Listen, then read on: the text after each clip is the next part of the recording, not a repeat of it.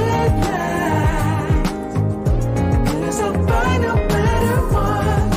Yeah, susceptible night before the moment flies. Ooh, so tell you good night, 'cause I'll find a better one. Ooh, susceptible night before the moment flies. It's not a problem, no, 'cause I know what I'm getting into. Yes. Yeah, and nothing can stop me. No, 'cause I'm addicted to what you and I realize. Lead the way, I follow. No need to say where we are heading now, babe. I follow to the edge of it all. So tell you good night, 'cause I'll find a better one. Yeah, susceptible night before the moment flies. Before it flies. So tell you good night, 'cause I'll find a better one. Susceptible night before the moment flies.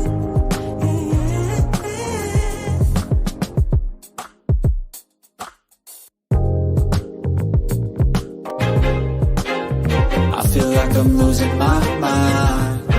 Is everybody in the world blind? Please, Lord, give me a sign, a sign. I feel like I'm losing my mind. Is everybody in the world blind?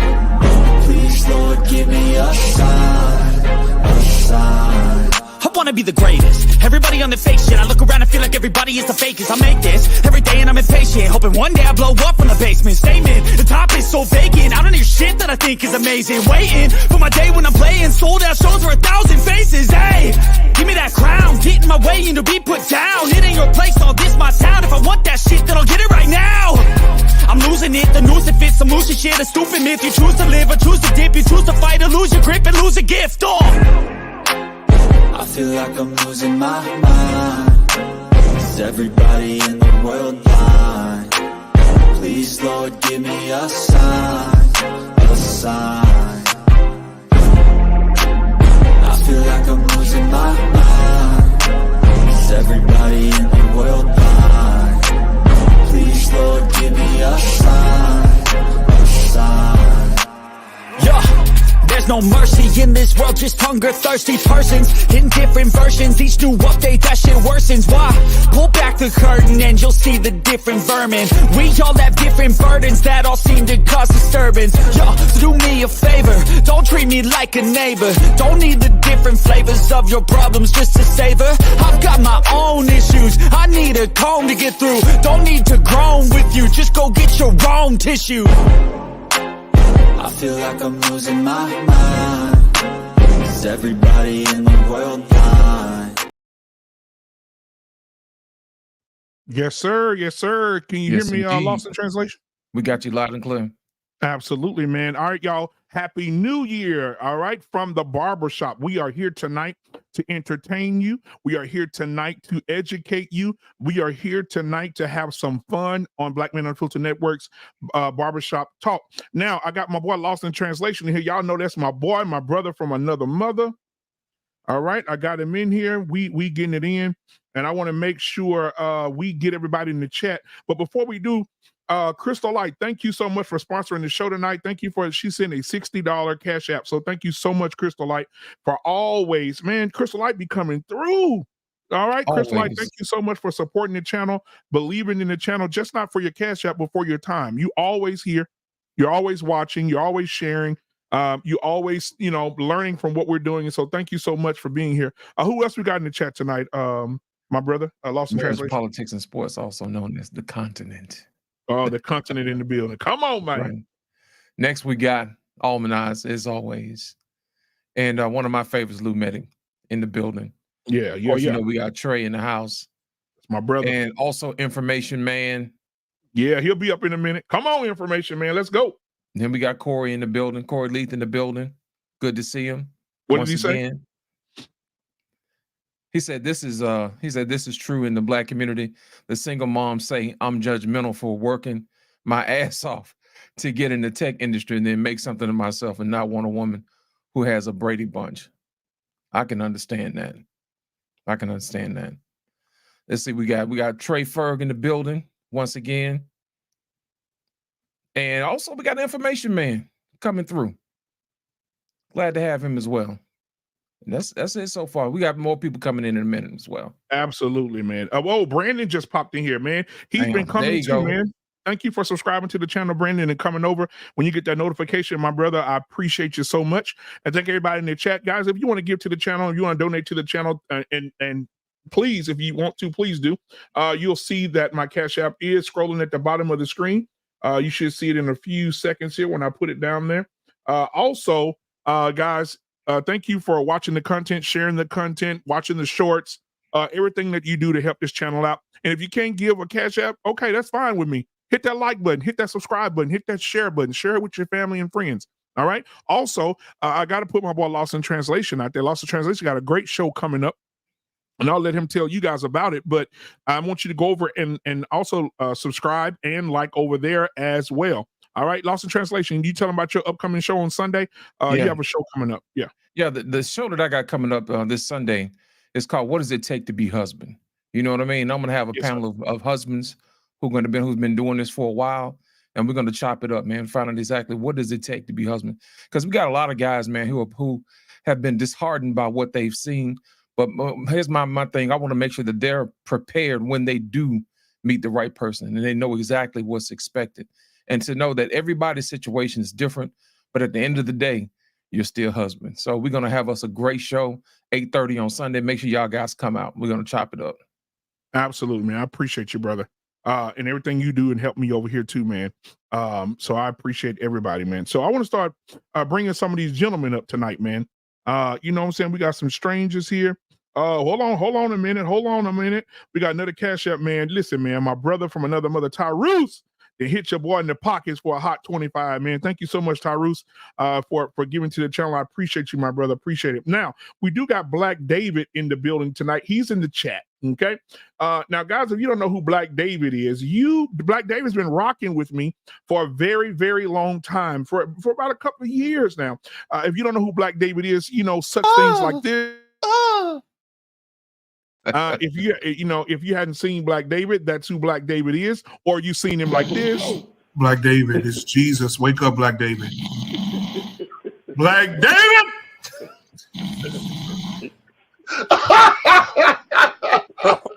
Oh Lord!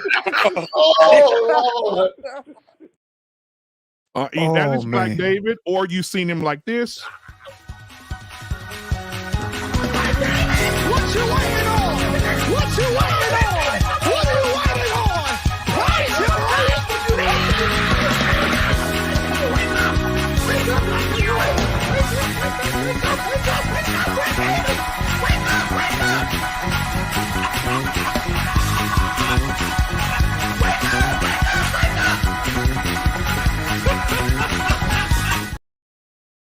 That is Black David, ladies and gentlemen. Whoa. I got another Cash App here. Man, y'all showing your boy so much love, man. I'm feeling it in my chest, brother. We got R Payne, man, sent a 50 piece, man. Hey, R Payne, man, thank you so much, my brother. Thank you, man. I appreciate you, brother. God damn. All right, man. Y'all, hey, don't get me all emotional up here tonight, man, because we do a lot of work, man. And sometimes, you feel unappreciated in these streets when people try to come against you and they got everything to say about you. So you guys showing your appreciation tonight, man, that does my heart good. And I mean that, right? So thank you so much. All right. I want to bring everybody up. Let's see here. I want to bring up the first guy here, the first bald guy. Peter, I'm finna send it to you right now. Trey Ferg is in the building tonight. What's going on, Trey? What's going on, man? It's good to see you. Good to see you. The next guy, my other bald brother from another mother, JT from What We Know Podcast. Yeah. Yeah, if you don't know who JT is, man, JT is my brother from another mother as well. He also has a show on the network called Kicking It with JT. He had a great first show, guys. If you didn't see it, go back and watch it, man. You can watch it on his channel, and you can watch it here on Black Men Unfiltered Network. JT did a wonderful, wonderful job. Can't wait to for what's coming next week. All right. So thank you, brother, for being here. All right, now we got Tyrus in the building, man. Come on, that's a stranger in here. What's going on, stranger? What's going on, man? Hey, I'm in a great mood. JT knows this. We should be talking about the draft right now. Instead, we're talking about the playoffs. It's a great time. Man. Hey, listen, I appreciate you being here, Tyrus, man. I really do, brother. Thank you so much for being here. All right. Real quick. I'm sorry, but what happened to I'm a super chat guy. I'm a super chat guy. What happened? So what happened was aisle 5 at Walmart got me. But I'm gonna tell you something. It's cut February, around February, it should be back. And for those who are, continue to give through Cash App, I appreciate all of you tonight. I just got another Cash App again from Crystal. Man, listen, Crystal, you just sent another 20-piece. Man, thank you, Crystal. I appreciate it. Thank you so much for supporting me. I really do. I appreciate you so much. I appreciate you. All right, ladies and gentlemen. Also, I want to bring to the stage tonight.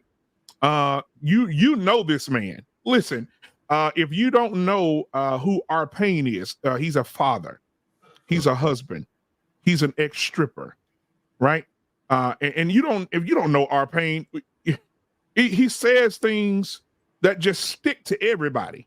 All right. When you come here, Arpain get to talking, it just sticks to you. And so you probably heard Arpain say his famous lines like this. The toughest things any man has ever done is turn down a nice piece of willing, steaming ass piece of pussy. If you've seen that, or if you piss him off enough, you may hear this. Are you out of your fucking mind? Are you crazy?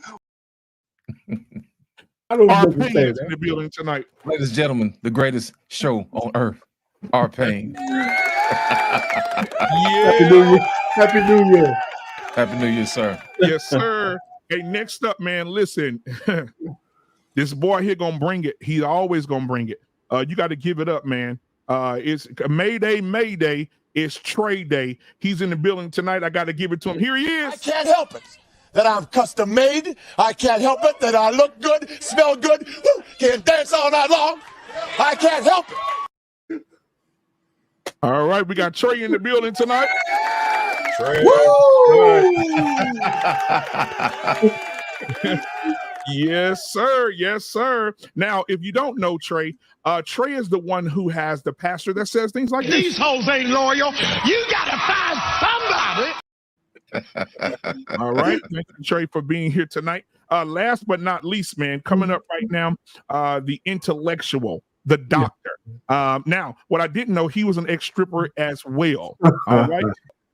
Give it up for yours truly. Mr. Bennett is in the building tonight. Salute to the brotherhood. Yeah. Salute to the brotherhood. Salute to the follically free, the liberated. Yeah. I'm just looking at this tapestry here of just all this beauty, this baldness. Look at that. Look at us here. Look, ladies, don't you just love after you come back from that pedicure, you just want to rub your feet with these nice shaved, smooth heads? Just want to rub your feet. Wow. That's right. This is just, this is just beautiful, man. I mean, I just love this. So, shout out to the 7Bs, bro. Man, this is unfair. I'm sick of you bald. I'm sick of these bald niggas. Try to rub your feet through them locks there. You may get the hangnail. Try to rub on that. I'm jealous, BM. I'm jealous. I'm just saying. Them locks, you can get yourself in trouble, bro.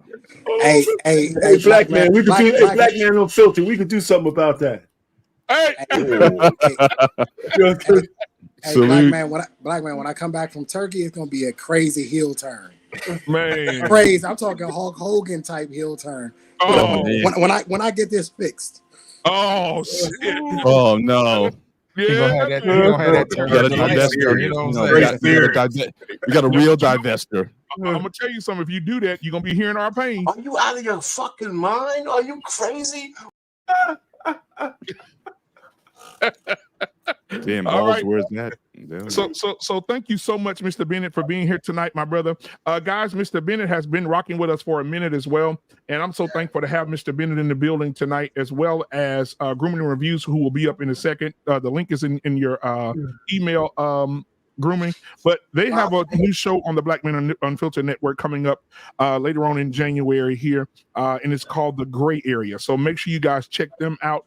Mr. Bennett and Grooming and Reviews will be have a cultural conversation based on what we see today. So thank you so much, Mr. Bennett and Grooming and Reviews, man. Y'all look forward to that, man. We're gonna have a lot of great conversation. We do. We absolutely do. We had a nice session last night. We're just talking about the format. I think, we already got TV lined up how we want the show to go. So definitely looking forward to very positive and uplifting conversation, bridging the gaps between people and cultures. So very much looking forward to this new effort. Absolutely, man. Thank you so much. I appreciate it. I can't believe your wife let you take a photo like that, bro. Save the ladies for You the took rest. the picture, bro. She took the picture. Save the rest. She took the picture. Yeah, that's the dope, man. I can't wait to watch that, Paul. I love it. Now, Mr. Bennett, when Mr. Bennett took those pictures, he had his pastor with him. All right, and when Mr. Bennett was taking the picture, all the women were falling all out, and some of the men came out, and his pastor said, Your eyes may shine, your teeth may grit, but this booty here, you will never get. All right. That's true. All right. Thank you so much, Mr. Bennett. Now, before we get started, I want to show some appreciation. I know we play a lot, but I want to show some appreciation from last year and the year before for Black David. He has been a huge help helping run this network from the back. Pause. Yeah, I had to. Yeah. But he's been absolutely, man, a treasure, and he's so supportive. And he's very helpful, man. And I definitely want to bring him up for a second. I know he want to be in the back, but I want to give you your flowers, Black David, man. Thank you so much, my guy, for giving us all the great clips you give us. Thank you, brother. All the work you do in the background, man. For these young Black David, you the best, brother. Yes, sir. If I'm moving closer next door to him, so I can terrorize his ass. Yeah, he's moving to Dallas, so this shit's gonna get real when he get here. And if he fight like that, it ain't gonna last long at all. I tell you what, man, you can't have. Be careful, Black man. He like to drool, so just be careful out there. Right? You cannot have thin skin with I'm coming out to Black man real hard when I get there. No. I'm not thinking like that. I'm gonna set you up. That's what I'm planning. I'm planning to set you up. I'm bringing up Brooklyn roasting over here. Sir. I'm not thinking like that. Okay. Put that image in my head, man. I understand the DC and the downtown way of thinking. I said I'm going down there to blaze them, roast them, and terrorize them. Hey, Black man, I think he said I like you and I want you. This the easy way, or that's the hard way. You got jokes now. All right, man. So thank y'all for being here, Black David. I don't chase booty. And do it again. Hit it again. I don't chase booty. All right, thank you, Black David. Man, that's my guy, man. Black David is, man, he really helps out, man. I appreciate him. All right, man. So let's get the show started. We got everybody here. So I want to make sure that I was listening to a pastor the other night, and he did something in church that really just landed in my spirit. And I think if I was there, I probably would have jumped on the mic with him a little bit because he brought it in. Now I'll just let y'all hear it for yourself. Here we go. This is only for the ratchet people. On my mama, on my hood, I look fly, I look good. Somebody say Come on, tell them. On my mama, on my hood. fly. I look good. Yeah. Lost in translation. We done ran out of hymns, huh? Man. That boy said, oh my mama, oh my hood, I look fly. I look fly. From the parking lot pimping ministry, you know what I'm saying? When I saw the video, Lost in Translation, you the first person I thought about, boy. Oh my goodness. Man, this dude is on his mic killing for New Year's. All right. But I appreciate you guys. You guys see what the title of the show is tonight. They don't want your love. They want some help. Yeah. Referring to moms today, especially single moms who have multiple children. They're not looking for you to come in and love on them. Oh, no. Now they'll give you a piece of the cookie. Yeah, they'll give you a piece of the cookie so you can take care of the chocolate chips that's at the bottom of the jar, which are those babies. So I want to start the conversation out by asking you guys, how do you feel about that? Do you feel, but do you think that women are really, single mothers are out here really looking and recruiting their men to take care of the babies that they have with other men rather than to be in committed relationships? We'll start with Tyrus. Tyrus, what are your thoughts when it comes to this almost pandemic of women who are looking for men to take care of their children? I think both perspectives are true at the same time. I think no matter what, we as human beings never actually truly give up on love, right? We always got that hope that somebody's going to take us and accept us for who we are. What's also true is that there's a percentage of women out here who need more help than love. They've made bad decision after bad decision, mistake after mistake, and they are looking for more like a savior other than an actual, a husband or somebody that they want to be in a long-term committed relationship with. All right, appreciate that, man. Short and sweet. I like that, brother. Payne, what are your thoughts? Hey, listen, I agree with Tarus, but I also think that women without children, even if they have their own, still look at the other side of the coin. That's why they say that they don't need men for the provision, because in their mind, that's pretty much all they think that we're worth, a dick and some provision. So it's like a variation on the theme. All women look at their men based on what they could provide in some capacity, some more than others. So a woman with a brood, they need a guy for a big thing. A woman who's kind of what they call independent, they look for a man, but they can't articulate the other things that they actually need the man for. That's why they say shit like, I want you, but I don't need you. Because they're idiots from that standpoint, because they can't articulate the fact that they still need the man, but saying that seems that they concede some of their independence. But that's another story, but it's kind of on the same coin. All right. I appreciate that, Payne. Trey Ferg, what are your thoughts? Do you think women are out here hunting for men not to marry and commit in love, but they're hunting for men to add to their financial situation to help with those children? I was feeling some type of way about this little question because I work in working with mothers and single mothers. I think at this point, yes, they're looking for help, because if you look over the last 15, 20 years, they've pretty much been sucking everything out of the neighborhood and community as far as monetary wise. They've spent thousands of dollars on their personal interest, body, hair, not a lot of going into the young men or young women. So yeah, at this point, they're looking for help because social services and welfare is cut back within probably to a third of what they've been doing. A lot of these, if you've seen it, a lot of these like college age, 18 to 35, they have to now go to work to get their welfare. So they're not really still trying to do that. So they're still looking for the man to pay the bag. That's why, as a young man, get away from all that, man. Get away from that. So yeah, they want the help. And I just hope that we find a way. But a lot of women have also X'd themselves out. They got too old, had too many children, a lot more overweight. Brothers are starting to turn the dynamic around, seeing what's out there, get in shape, save their money. So we're going to get the favor back. That's all. We're going to get it back. That's all I got. All right.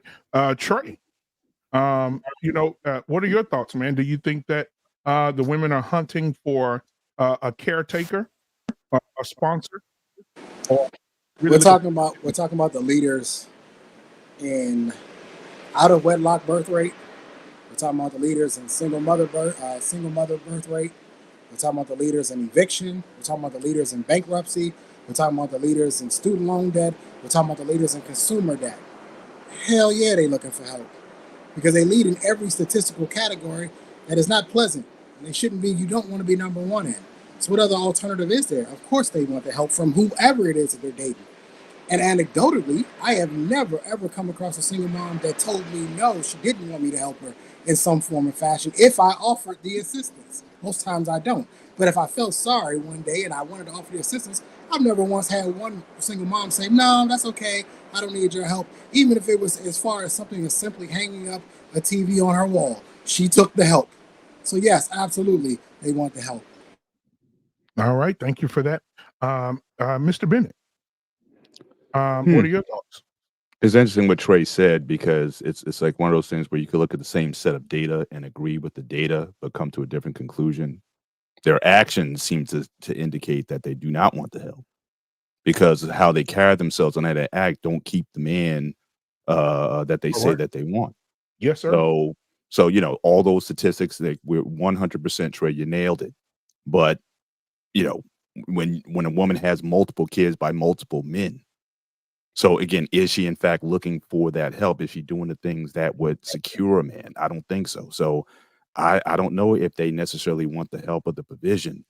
But I think they're certainly looking for maybe like an emotional, some sort of feeling to get from a man. If they don't get it, then they just move on to the next one. I just don't see a lot of them making the sort of arrangements to secure a man, and the fact that that bond between children, a mother and the children, I think is the strongest bond out there. I think it's even greater than that of a husband and wife. So I think it's almost natural, and I think to an extent, if people were more upfront and transparent about the transactional nature of what's needed, we actually might be better off, because I think marriage in general for a long time was a transactional proposition. For a long time, people knew their roles. People knew, what the standards were. But then we put in things like love and romance and all these other things that now people are looking for a feeling. They're not looking for a commitment, or they're not looking for to secure things. But back in the day, marriage was a very practical thing. It was necessary for survival. And now you bring romance into it. Soulmates and all these things. I mean, people didn't think about that stuff back then, but now we got all this complicated mix of emotions and how someone makes you feel and whatnot, rather than what was necessary for us to grow a family, grow a community, grow a society. So now I may agree with the facts, but my conclusion is I don't know if they're necessarily wanting the help, because their actions have not shown that they're looking for to secure it. Hey, Mr. Bennett, before you go, let me just ask this question. You're not really saying that back in the day, people didn't fall in love with each other. The survival thing, I agree with you, but you don't think they were enamored with each other? I think that certainly in the 20th century, I would say, that the ideas of love, romance, Valentine's Day, diamond rings, the whole thing about the diamond ring. That used to be that's a newer thing. I could think kings and queens. But so De Beers came out with a campaign saying, well, if you really want to buy a wedding ring, you need to save as a man 2.5 months of your salary to get a ring. That was a marketing campaign. Yeah. And so, and all these women looking up and down about, what rings that they want. Whereas before, a ring used to be an heirloom. That might have been your grandmother's ring. Right. And that was just as good. But now it's like, you got to design it, and it's like there's all these things that come with it. So I'm like, so what do you want? I mean, do you really want marriage? Do you really want a security? Or are you just looking to, for an experience? It's material now. So, I wasn't thinking about the commercial part, but I'm with you though. There's no argument. I do understand where you come. Yeah, when you sprinkle money on stuff, man, we kind of mess it up. You know what I'm saying? JT, you next, sir. Absolutely. So when we talking about, you know, the difference between a woman that don't want your love and they want your, you know, to help them. I don't think we've ever had a problem with helping women, right? Right. It goes to what Mr. Bennett was just saying. It was always a transactional, you know, thing between women. It is what it is. However, we're getting out of the whole thing of help, right? Right. Being in for the past 15 years is sponsorship, right? Even when you just look at women, it's not even relegated to single mothers. It's women, period. If you look on Facebook, and you know, thank God for Facebook and Twitter and Instagram, because you can see the nature of a woman. They love people based off of what people can do for them when it comes down to sponsorship. Women, doesn't matter if they have children or not. Right. Oh, my mom is the greatest mom in the world because she's done so much for me. You know, my dad, he just bought me a car and that he's getting dad of the year. It's always about sponsorship, right? No Right. matter what age they are, if they're of age to be on social media, you will see these things coming from them. However, on the flip side of it, you will hear, I could just do this all by myself. Don't nobody love me. Don't nobody care about me. So I'm gonna end up doing what I need to do. People don't care about you the way that you want them to care about you. All of these different cliches that they would put on there, showing that if you don't participate in their sponsorship, then you might be, you know, insignificant in their life. Right. We are transitioning from the help and sponsorship now. Now we are in an era where it's about dry begging. You just got a bunch of fucking dry beggars that's out here. you know how much it costs for you to take me to a restaurant, or you know, it's always about gimme. This is what we have. Right. I don't want to give you anything other than this thing that they call coochie, which has plummeted since the 70s. The stock on coochie has always plummeted. It has never risen at all. But they use this thing as if it's intangible. It's not. The shit gets us in more trouble than anything else. It is a beautiful thing. It is very beautiful. Coochie is good. It is so good that it makes us ruin our lives for 18 plus years. You get what I'm saying? Right. Now we go from the interchangeable things between women and men, the ring and all of that. Then we transition into the sponsorship. Now we in just dry begging. It's just a bunch of fucking dry beggars right now. So it's not even interchangeable anymore. It's like, I got this. This is the best thing that you could ever get. This coochie is better than anybody. You think online, going IG, you will see how they market their coochie as if this is the best thing since sliced bread. Don't they know that standard equipment, man, kind of like bucket seats? You know what I'm saying? 1969 is a vintage year. My car come with seats. You can't get that anywhere. You know what I'm saying? Right. But it's so bad where you have 60 and 70-year-olds out here trying to market this old ass shit now. It's classic. Picking that one goddamn leg. They call it. You see it every time. They make themselves look bad, don't they? They call it repackaged punani. Right. But then you already understand. They show you exactly what it is because they always do something stupid, right? They try to drop it like it's hot. Now they can't get their ass up because their knees don't work the way it used to work. This is they got no mega knees. Well, you got it. Yeah, but you get that red price tag though in the clearance section. Half off though. You know what I mean? You know what? Let me go ahead. Red price tag. Marshalls. Go ahead and get the other brothers in, man. Information, man. Welcome to the show, sir. Also, we have grooming and reviews. Welcome to the show, sir.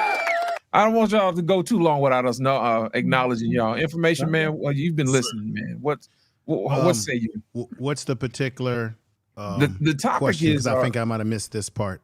I got you. The topic is: do they want your love, or do they want help? As far as single moms are concerned. I've been deep diving on a lot of content lately, and reading up and observing a lot of things, especially in this generation. And I think dating, especially for this generation, marriage and dealing with baby mamas is dangerous. And I recommend all men to stay away from it as far as you possibly can. Any woman that is expecting you to have car, have this and that, and she has nothing, and she's expecting you to make concessions for her. Men, this is a simple way we deal with this. Worry about yourself. Focus on yourself, what you want to do. Women are going to be there because ultimately women, especially the younger women, are looking for older men who have their self together, because the bottom line is they want our resources. So I would not recommend it because when you deal with single mothers, the child, which they should be, is always going to take first place over you, and their time for you is centered around the child. So I would not recommend it. I would not waste time. And I think the dating scene today and dating apps have given some women an over sense of value of themselves and inflation of themselves, because there's always a sucker out there that gives them this validation, and we need to stop giving validation to the wrong type of women. So I say, hell no. Thank you, Information Man. Grooming and Reviews, welcome back, brother. Oh, yeah! Good on, guys. What's going on? What's your view on it, man? First of all, I gotta TJ a question. Does your woman have dentures or without dentures? Like you were talking about, the old ones couldn't get out the knees. Do the dentures come off? You want to know if they got that breakaway jaw, man? Oh, gosh. So I'm gonna actually back up Information Man. I think he's 100% right on this. The dating game has been destroyed completely with online. Like you're a swipe away, like you're a replacement. It's easier to buy a car than actually date now these days. That's how sad it is out there. With the whole mama daddy thing, I am kind of torn two different ways, because I have some great experiences with dating a woman with a kid, and it worked out great for me. And some of them like I am running the other way before I get my ass chopped up with a freaking machete again. So I don't want it's a Russian roulette out there with that stuff. All this is a debate we're having right now, a conversation. But what are we really doing in real life to actually change this? My question to everybody on the panel right now: what are we actually doing? We actually are minding our business. That's what we're doing. Yeah. If you say I ain't got them problems, so out here in these streets and being active. So this is the thing. Yeah, we minding our own business. It goes. Information Man, he hit it dead on the head when he said that as older men, you got your shit together, man. You kind of like you are the fucking prize, because I'm gonna tell you, a brother like myself, bro. I stay dedicated to investing in myself. Especially, I've had a 9 to 5. All that shit them women was saying that they don't want a guy with 9 to 5. Let me tell you what I can do. A couple of years, I can just 100% say sayonara to the job and retire with a pension, still got benefits, still can, I got money that I can invest, that I've been investing. You dig what I'm saying? So if that's the case, and I'm still out here on the market, it's kind of like an untapped source. So here's where I'm going to push back a little bit to that. And you're going to hear me out. Hear me out. I agree with you. A 9 to 10 job. My job is all over the place because I'm a chef in a dietary department. So my hours always fluctuate. I always work 10, 12, even 15-hour shifts. And I always get from any person I dated, he goes, "You work too many hours." But you like nice things, right? Yes. You like going out to dinner, right? You like having a roof over your head, right? So I have to work those hours.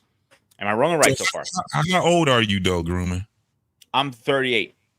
All right. By the time you get 50, and if you still doing what you're doing right now, you can retire, right? You'll be untapped. Untapped. When I tell you untapped, because they already understand what you have built already. So if you die and they married to you and you got their name on your shit, guess what? They hit the jackpot. You're untapped, bro. They know this. but this Dry is bacon. Like, here's the other This- catch-22 I'm going to throw in there. I'm sorry, information. Just hear me out 1 second, please. So we have these girls saying that now the role has reversed a little bit too. Now older women going after younger men too. Have you realized that? Yeah, we don't count that. Yeah, but they don't get anything out of it. But I'm the only dude on this panel who actually likes competition. The reason why like older women go after younger men is because older men find no value in younger and older women. And older women just go on a carousel ride with younger men who use them and pump and dump them. And then eventually they come back to their sanity and they say, why can't I find a good man? Because the younger guy is not looking to be with them long term. So it really doesn't work, grooming. And grooming, let me just give you this advice, brother. If you tell a woman straight up and up front, this is what my schedule is, I work in a very demanding job, and you've been very upfront with her in the beginning, and she doesn't take heed to that, that shows you that she didn't pay attention to you. She didn't care about what your value is. Therefore, let her go. Yeah, you don't want none of that golden girl action, man. Men have to be willing to let women go, man. I'll be straight. I will not compromise. In a bubble, take a risk, guys. Life is risky. Stop being afraid of competition. Sometimes you are going to vibe with a woman who got baggage. Because guess what? You're hoping that a woman vibes with you, a man who's got baggage. You're hoping that that one woman who checks all the boxes is going to look at all the boxes you don't check and go, I'm still going to give him a chance. Yeah, Tyrese, though, but there's difference in baggage, though, right? There's difference in baggage. That's Tyrese. All the baggage ain't the same, though, right? I mean, I'm not saying the woman has the worst baggage, but you got to weigh the difference in the baggage, though, right? With all due respect, I'm going to be on Simpin Season 2024 because I actually like and love women. I like being around women. I like talking to women. I mean, are you saying all baggage is the same? No, but all baggage should be weighed. All baggage can be weighed. Exactly. Now, Tyrese, but if I meet a woman, if I meet a woman if you're dealing and with her a woman baggage who's making that many bad decisions, and if you're surrounded by women who are making that many bad decisions, can I eventually look at you and go, what is it about you that you only attract women who are constantly making bad decisions? But you're moving the goalpost. Hold on, Arpain, real quick, Arpain. Before we do that, I want to, because I was trying to get this video to work. It's working now. Let's watch this video, and then we could tag that on to what Tyrese is saying now. All right, here we go. Always gonna be a simp that's willing to deal with whatever it is that he's willing to deal with. It's gonna be a dude that fucked her. He's gonna make sure that he got the best out of her, and then she's gonna come back to you, and then you gonna propose to her, and then you're gonna be a step baby daddy as a result of it. It's always gonna be a simp, so we never ever gonna be able to make the progress. But I think the real one should protest marriage based off of what it is that they see today, because it's a lose-lose situation. Never become a stepfather. No man that has no kids that is at the top of his game. Listen, you're not even gonna be at the top of your earnings until you in your late 50s, early 60s. She sees the potential in your greatness. That's why she's trying to get you while you in college. So no man should ever subject himself to the idea of marriage based off of the standards that we have today. Why would you become great, make all of the sacrifices, and then go and take care of another man's kids? What benefit is that to you? Them kids don't even give a fuck about you. They don't even like you. They don't even look like you. Hey, Payne, does that sound like he's weighing baggage? Does that sound like he's weighing baggage, or is that a blanket statement? It absolutely does. He weighed the baggage, and he said it's goddamn too heavy to carry. That's some man. of the worst advice you could ever give. He said two things. That's the greatest advice I heard in a long time. What are you talking about? Hold on. He said two things that were very, very great. One of the things he said was marriage, up under the constraints that they used to be, they're not like that anymore, right? This is why we keep getting our ass handed to us. When he started talking about there's a sucker, I call them suckers. I don't like the word simp. There's a sucker that's out there that's willing to take on that shit. But we see that the suckers fail. They're failures. Tyrese, you are married. I understand how you can sit back and say the things that you say, but bro, you already have that established. When you out here in these damn streets It is not the same way. You're going to be struggling if you don't have something that you stand on. This is why I tell people I can't stand lukewarm niggas. At the end of the day, you got to be willing to give some shit away. You got to be willing to walk away from a woman when you out here and you dating. This is why I agree. However, JT, you and I think Trey can answer this correctly. Tomorrow it could change, right? Tomorrow I could be that sucker. Tomorrow I could find out my wife been cheating on me for a few years, right? That can happen tomorrow. Let me tell you, and I'm telling you, out of your fucking mind? Are you crazy? But that's true, right? I can never. Let me tell you why I can never be that sucker. Man, I'm consequences. When I'm dating out here, they got to go through some shit in order to get to where they need to get to. They think that they have arrived because I gave them a fucking key to the house. They think they have arrived because I paid for, every time we go out, I'm paying and all that shit. You ain't got shit yet. But you got to deal with the personality that you're dealing with too. You got to deal with the person that sit back and say, yes, I'm misogynistic. I would tell any woman that.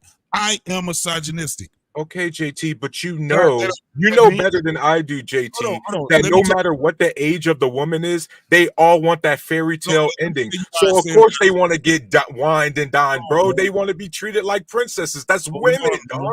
Hold on, I just said something that you just looked with past. I say, hell yeah, I would tell a woman I'm misogynistic, right?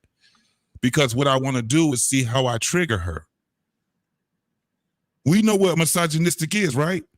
The hatred of women. They don't even know. That. They don't even know what misogynistic is. They think misogynistic means that you are what's the other word that we use when it's not misogynistic, it's not the hatred of women, it's the other word. They get those two words mixed up. Sexist one? It's like sexist, right? It's toxic. No. Whatever the hot word is this week. Last year it was a narcissist. Yeah. And this year it's misogynist. Once they ask me what misogynistic is, now we can have the conversation because most of them don't know what misogynistic is. And I'm talking about dudes that's active out here in these dating games. A lot of these women, they're going to call you misogynistic. They're going to call you chauvinistic. That's the other word. Chauvinistic. JT, how do we expect them to change? But see, here's the thing. There's always going to be guys, whether you call them simps or suckers, there's always going to be guys who got money, got great credit scores, who's going to give that woman that you don't want these guys giving these women a chance. They're going to give them a chance. And so, information man, specifically to you, that's why I have to disagree, because guess what? You're not overvalued if you're getting exactly what you're worth.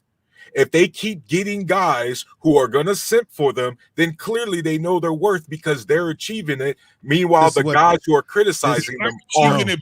No, Tarus, let me just ask you this question. Tarus, how long you been married? 15 and a half years, sir. Okay, I was married 15 years before divorce.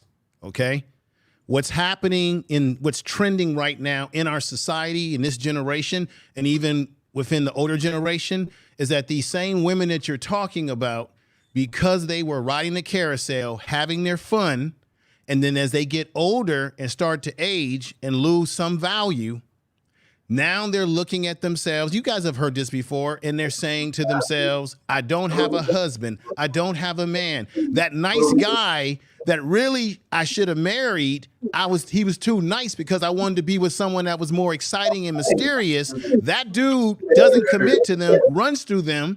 Now they become this bitter older woman who feels that all men should bow to them and give them what they want. If the question is about baggage, no man should get involved with women who have baggage that can be a detriment to what you have built. So, of course, there's some women out here who have a child. They may have a career, and they may be decent women.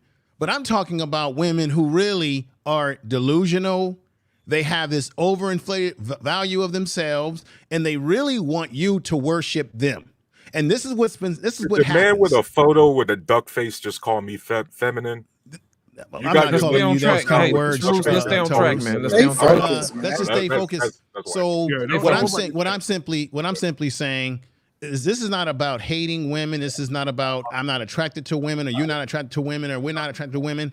This is about the fact that we're living in a society today where the deck of cards has been turned around and men are getting railroaded, whether it be in marriage court, family court, and even in the dating game. Do you know, how many of you remember this? Black Men Unfiltered, and I'll be quiet after this. Yeah. You remember CNN came out with a statistic, what was it, last year? And they talked about a lot of the younger generation, the guys that are 30 in their 20s, they're not having sex. Yes. Because the women, the younger generation, has this overinflated value of themselves. And a lot of these guys say, I'd rather play video games. I'd rather go to school, work on myself. And now you have sexual intercourse that's going down, guys that are still virginy. And marriage has taken a dip because people are seeing that, wow, if I take a chance on this, it could blow me away. Now, to people like my man Tarus, who's in a marriage and he's happy, I give all blessing to brothers and sisters and everybody that's happy in their relationships.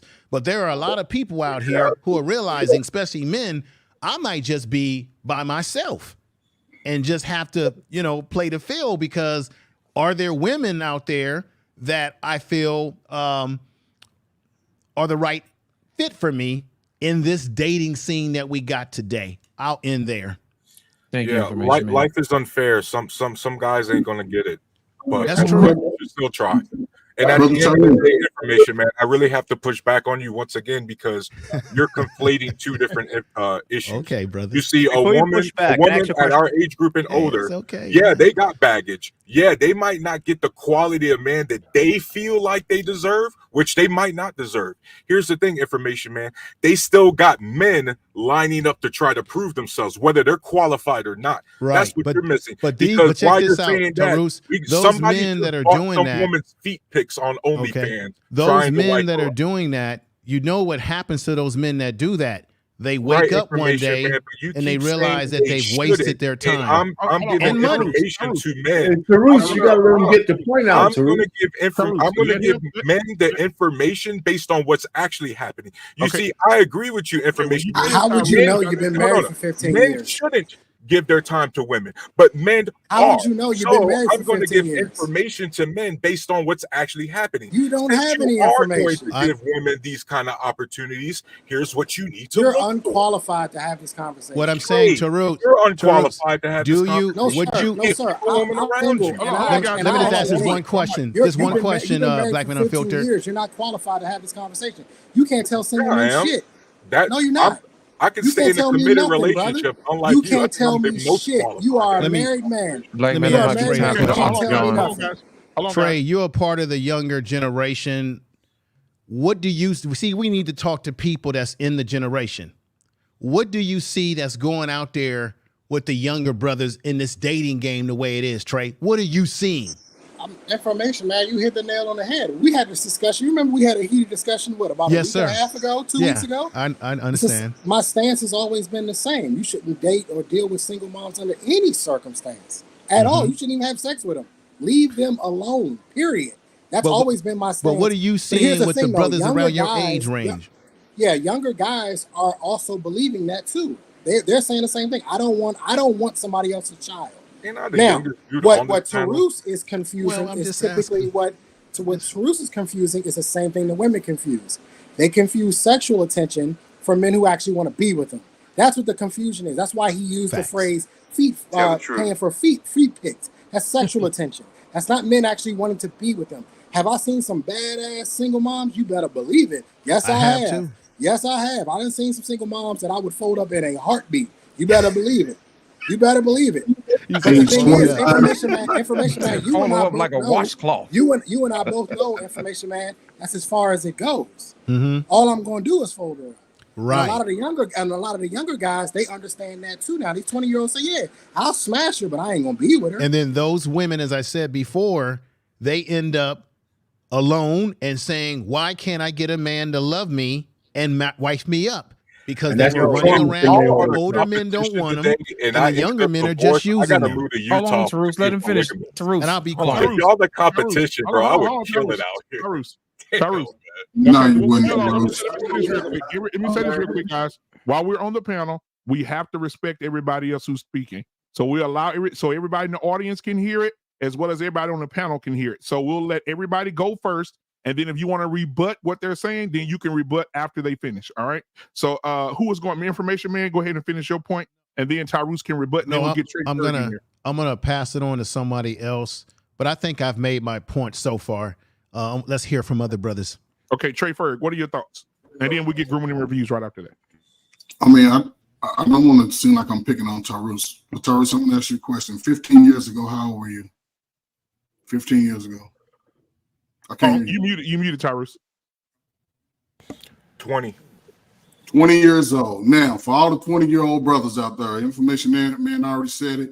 I got my 20-year-old son here. He'll be 21 in a few days. I got his friend here. He'll be 21 in, what is that, April?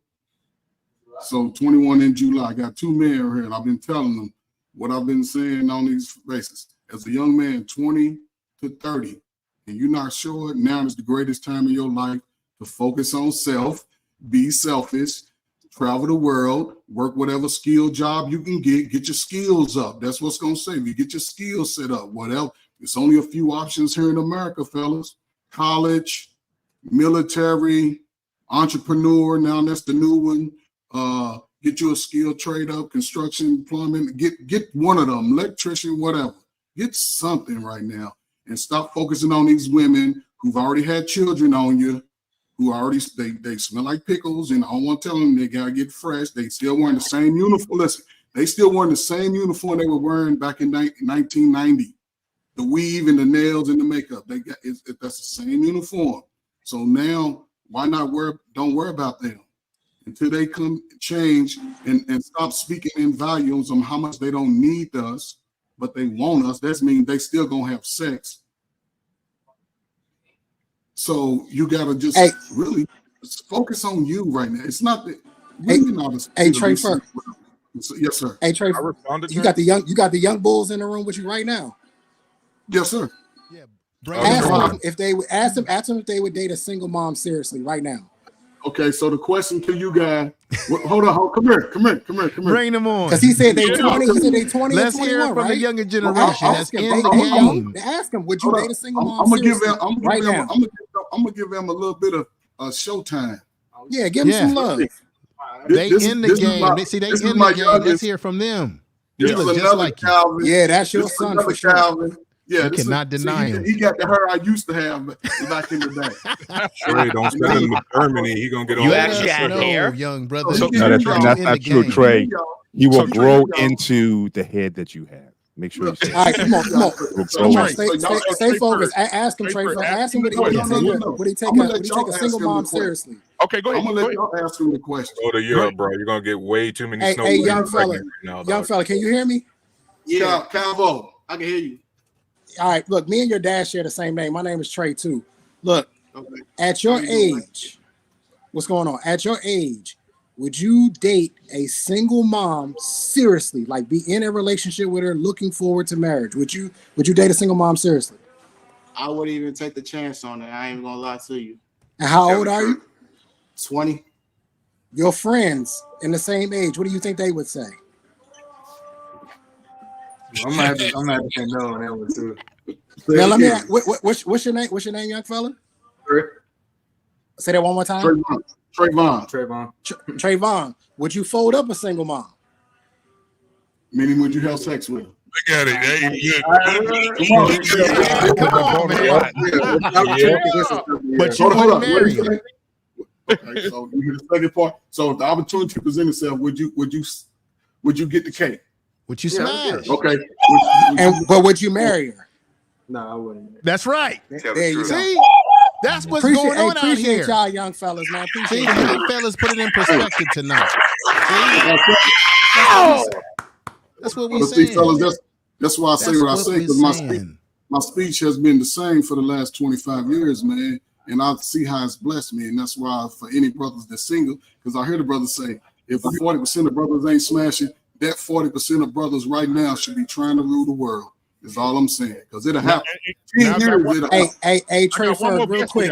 Tell them young fellas we appreciate them. They don't realize Yeah. That it's very rare that we get the opportunity to talk to 20 and 21-year-olds and to actually get to hear them. So tell them we appreciate that because they were honest and we appreciate Y'all that. hear them, right? They say they appreciate y'all coming up because all us old gray heads, you know, sometimes we just be all over with it and we don't really know us married folk and old dating single guys. So now we got one. We got one more 25-year-old that's in the back. I'm gonna go to the back. Lost in translation. You could take over till I get back. Jedi Mike is 25. He's in the back and he has something that he wants to say as well. He's part of this generation. They know what's going on out here. Ladies and gentlemen, come to the stage, Mr. Jedi Mike. Welcome, Jedi Mike. Mr. Newlywed, what's happening, man? Going good, blessed and highly favored. Yes, sir. What you got on the topic? I know you've been watching, man. Yeah, so I'm glad you asked the question because I didn't know how old Tarus was. He's like, how old are you 15 years ago? 20? I'm like, I'm 25. Man, I wasn't even, I was on the inside of a right testicle 25 years ago. You know, like, shit, God damn it. But the twinkle in your daddy's eye. Right, exactly. Just a twinkle. Right. Exactly. Yeah, but I will say here is that even though that's in me being a newlywed, but recently, like almost like 2 years ago, was on the market, and some of you were aware during that time. While I was trying to graduate, you know, college, but still in the dating scene and everything. I can tell you straight up, it's horrible. Yes, it's very horrible. That's what I've been saying. And what happened is that is on two opposite sides of the spectrum, because we always have the outliers and, you know, the people that the 10%ers of men and 10% of women who want to be marriage quality, you know, want committed relationships, etc. Right. But what happened is there's a thing called a sphere of influence. And this generation is continuously influenced, definitely with social media, Instagram quotes, trends, TikTok, whatever. And if it becomes the status quo in the social sense, then it also eventually over time, it starts to consume the mental consciousness of an individual in this generation, how they're going to operate relationships. Because there's some people who want to be in committed relationships. They just see, well, this is what's around me, so therefore this is who I got to be. Now, fortunately for me, I got off that market. And for me being a spirit influence, getting married in a young age and everything, I'm now seeing my friends, my fraternity brothers, especially now getting more committed relationships and coming to talk to me and say, hey, man, hey, I look up to you, man, because like I know you said you recording your wife and everything, but I didn't believe you. But then now you see my wife, you see, you know, our relationship healthy. You know, again, any relationship can have its issues, whatever. But the problem is that the influence and the status quo today is not commitment. It's selfishness. It's self-desire. And what happened is now is that men are now in a generation today where we don't know who we are, how to be the men we want to be. And then the point that being the man we want to be, we have to also choose the woman we need to be with. That's one of the most important decisions you're ever going to make in your entire life. For a career, for a house, mortgage, whatever. Who is the woman that you're going to lay with or have children with? Can I ask you a question? How did you find your wife? Okay, do I have to recap for Yeah, you? yeah, and after he answered that, let's get back on the topic, because this is about single moms. Yeah. What I'm saying is that the short version. No, so I met my wife here on YouTube, actually, ironically. Okay. So you met your wife the modern 2020, the modern 21st century way, and you still up here trying to say it's right. You see, here's the problem. And Trey, I'm going to respond. Trey Ferg, I'm going to respond to you directly because you responded to me directly. When I was 20, it was 2008. Can we stop acting like there wasn't a bunch of people talking about baby mamas in 2008? I graduated high school in 2005, 18 years old. We really gonna act like in 2005 men weren't whining about baby mamas as well? We wasn't whining about teenage pregnancies? Stop being up here capping as if all of this is a brand new phenomenon. And by the way, to put it to you how I got married, you guys think I was actually out here waking up going, I'm gonna find me a wife today. Bro, I went to Germany at 20 years old thinking I was going to be like every other American soldier and be an international gutter thought. The fact that I met my wife like that and we fell in love. It just happened. But never was I out here intentionally going, I'm gonna go try to find me a wife today. I'm gonna go try to find me a girlfriend today. I always operated based on the fact that, if the woman comes around me and she's feeling my vibe, then we're gonna move like that. You see, that's the difference. I'm not gonna be up here. No. I'm not gonna be up here acting like all these issues are new, because guess what? In 2005, men were whining about women wanting this and saying that and whining and dining. And guess what? In 2024, they're still whining about the same damn thing. All right, we got it. You're looping, Tarus. You're looping. We got it. Can I respond? So, go ahead. Come on back, Jedi Mike. You're acting like all this is. Come on back, Jedi Mike. Okay. I'm saying, like, no, I know the gentleman above me wanted to speak. Come on, Trey. No, I just want to respond real quick. Okay, so in that time, yes, there was a big push on baby mamas and baby mama drama. Go back and listen to Fantasia song. It was a hit in the hood. Baby mamas, yes. But in your situation dynamic, yes, this is true. Baby mama inflation went up really high after the crack era. So when you was a young man at that time, so yes. But and going back to show how old I was, women, and it was a small number, it wasn't as glorified for young girls to be baby mamas at that age. It wasn't glorified. Now in your particular neighborhood, yes, but now I can see, because going 25, 30 years ago, you all are those products of those generations, those children. So for you to be off the market, brother, and I would love to see you when you was 20 years old without the military, how your dating game would be, because the way you talk, the women will be dragging you all through the mud. Man, women love me, bro. Especially my chocolate. Hey, JFK High School, all black high school, inner city, them chocolate bunnies. Hop, hop, hop. Oh, man, yeah. that's high school, Let's man. go. We talking about in these streets. I love women. I know, but you was high school, it don't count. You wasn't out here 21, 22. Right, but I joined the army at 18, so I've been out here in these streets for a minute. But it ain't the same as being in your local club, on your local neighborhood block and all. But I was already traveling, doing my thing, Trey. At 18, I know, but you can't. You know what I mean? But you I was home. out here. I was all about. I was in Oklahoma. I was in Germany. You know what I mean? I've been all around doing my thing before I got married.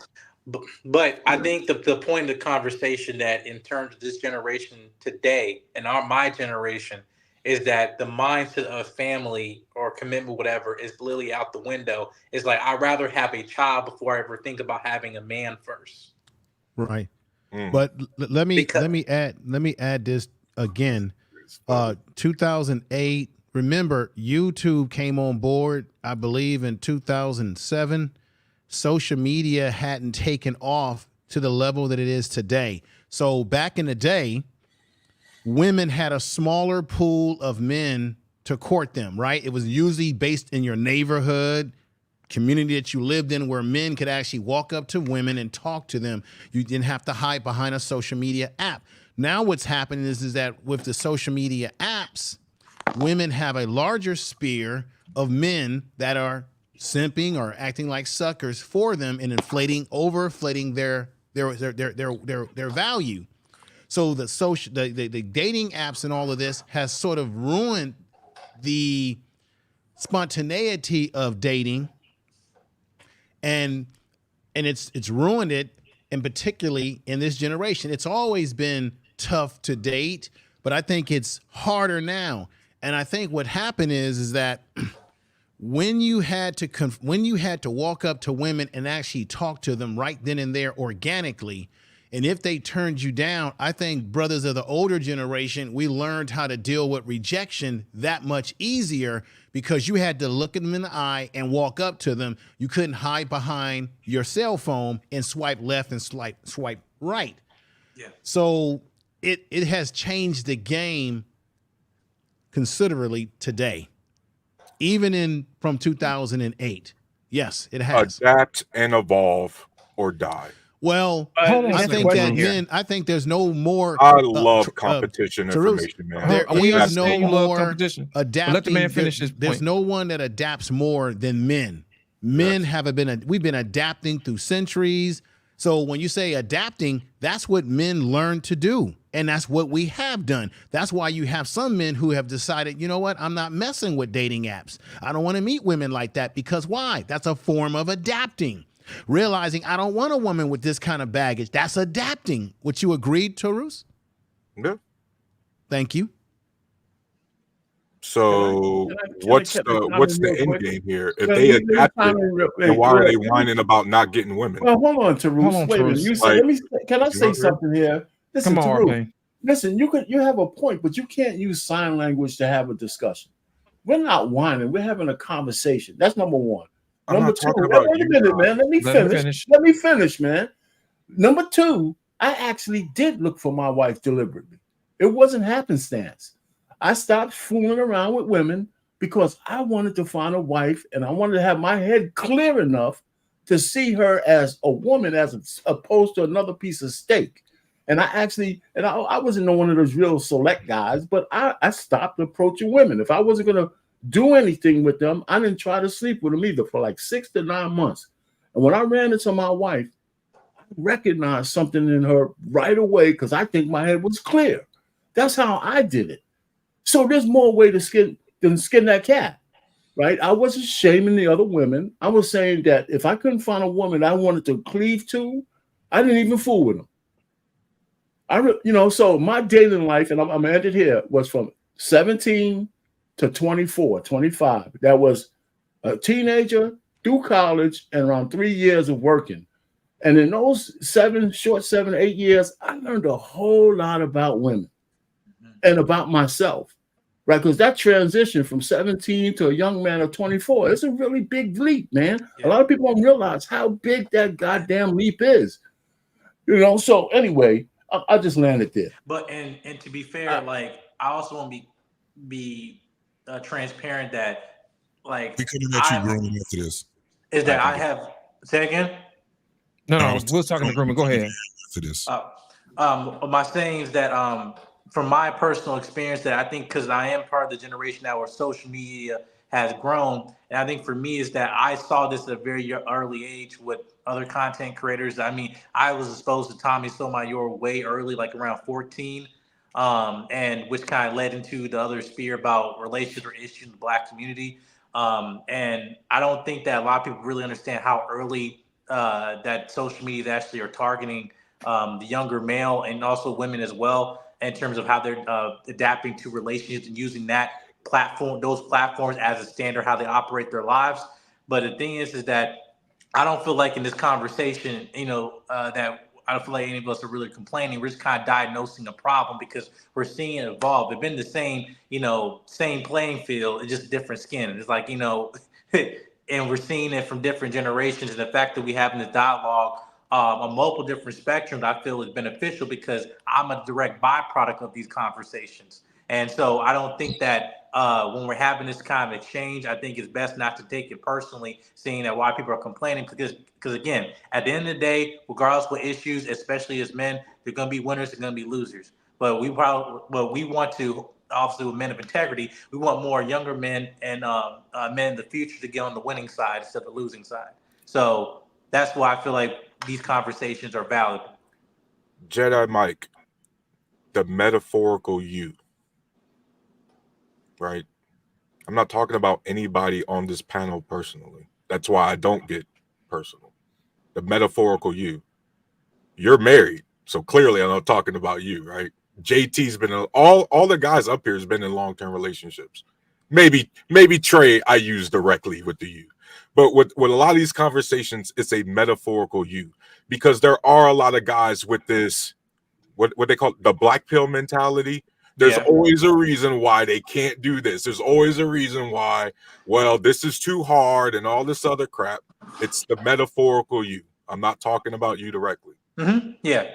Well, I want to be fair. Well, I wasn't also saying that anybody directly in this panel, because what I'm trying to say is that we're in this space where we're seeing people, having the recycling of talking points. But again, we also know that, again, shout out to Cat Williams, this is the age of exposure.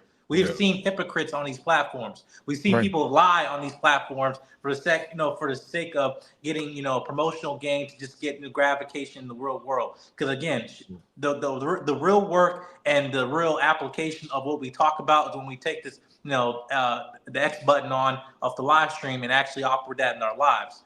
But what I'm saying is that, not saying that we're saying that, oh, well, I'm married, so I'm not understanding your talking point, not direct to me. I just think of the fact that we understand that there are men out there who have these conversations, not providing a solution.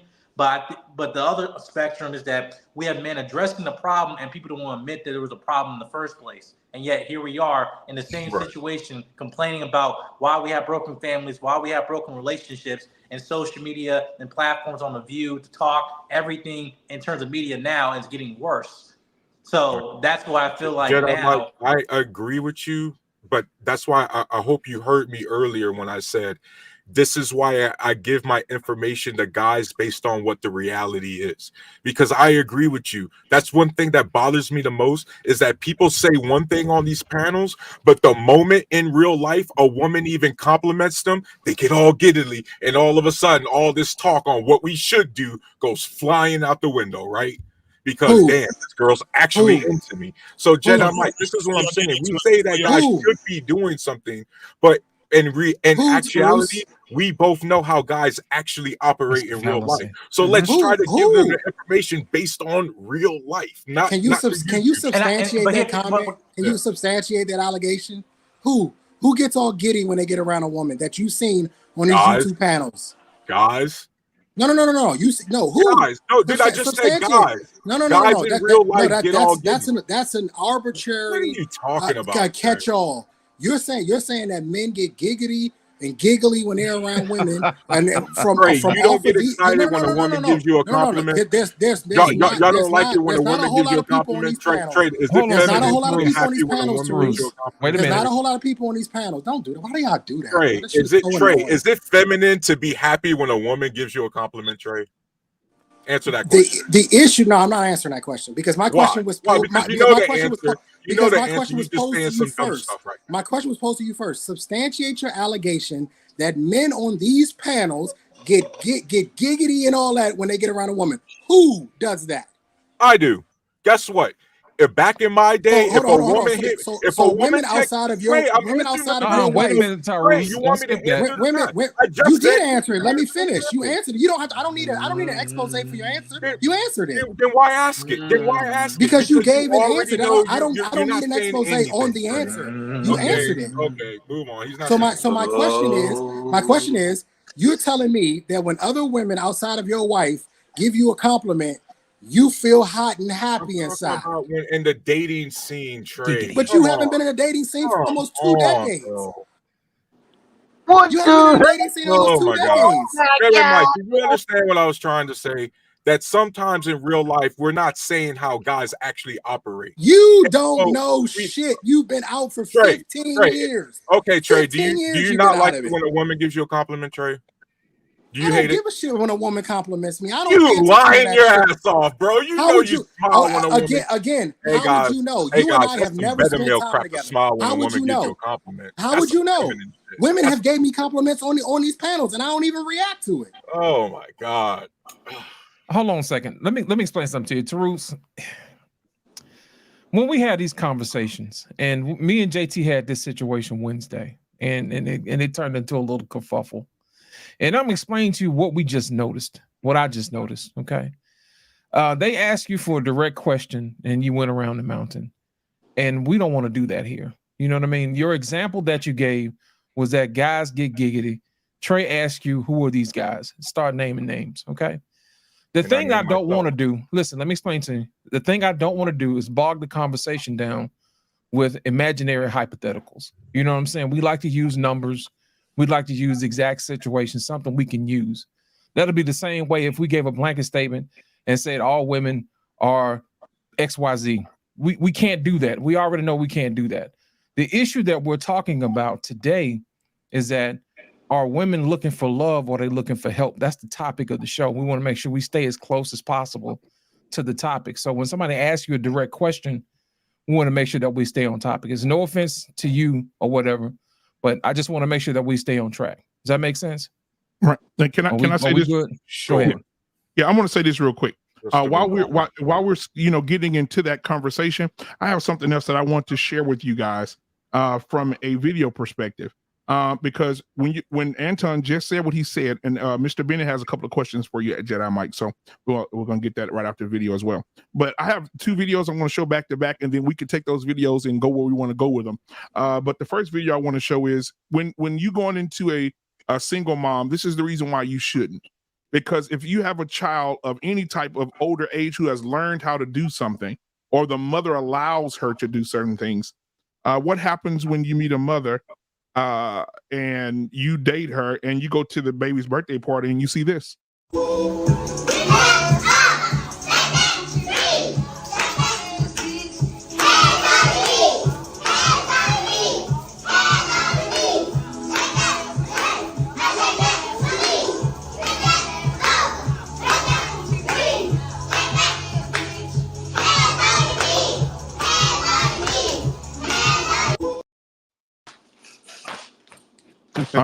There you go. That's it right there. Left yeah, right. but that's for the mother though, not for the kids. That's for the mother, not for the kids though, bro. Right. Yeah. How do you beat the kids? The kids they don't even know they're doing anything wrong. Right. No, right. no, that's fine. I'm whipping. No, I'm getting the mom and too. And the parents. Right. No, not two. No, you get the mom. No, not it's just for the mom. Yeah, was that the kid spot version at least? Was that at least the kid spot version? Now the second video, you guys, some of you guys have probably already seen it because you're content creators, but I wanted to bring it back up. I want to dig it back up, open the casket up for viewing. Listen to this teacher, the discussion she had with a young lady in her class. I came with 8th grade girls and I asked them to tell me what their goals were. This one particular young lady said that she wanted to have 2 kids. So I said, so are you going to have a husband? And she said, nope.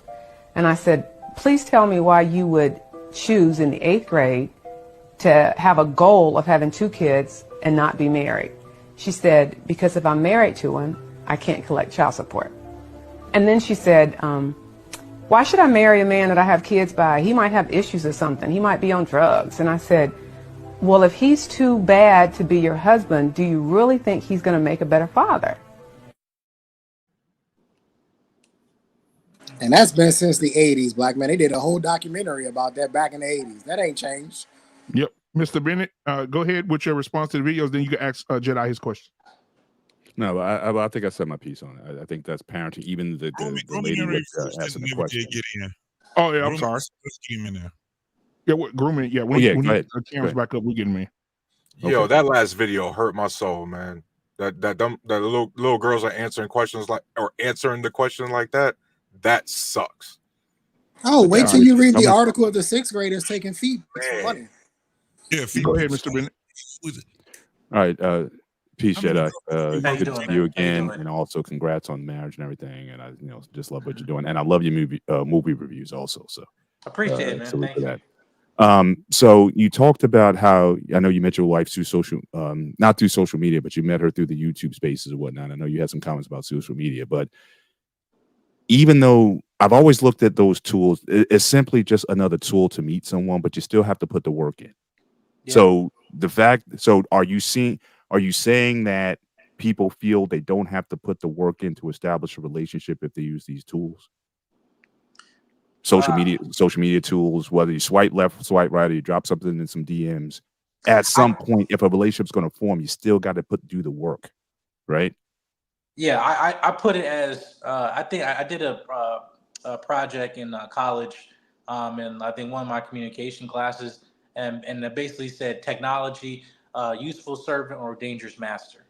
And what I mean by that is that in the realm of social media is that we have this ability now to connect. The fact that when the pandemic happened, that we're now able to connect with people on different spectrums, especially we're able to build some relationship with you guys. Wouldn't have that 10, 20 years ago.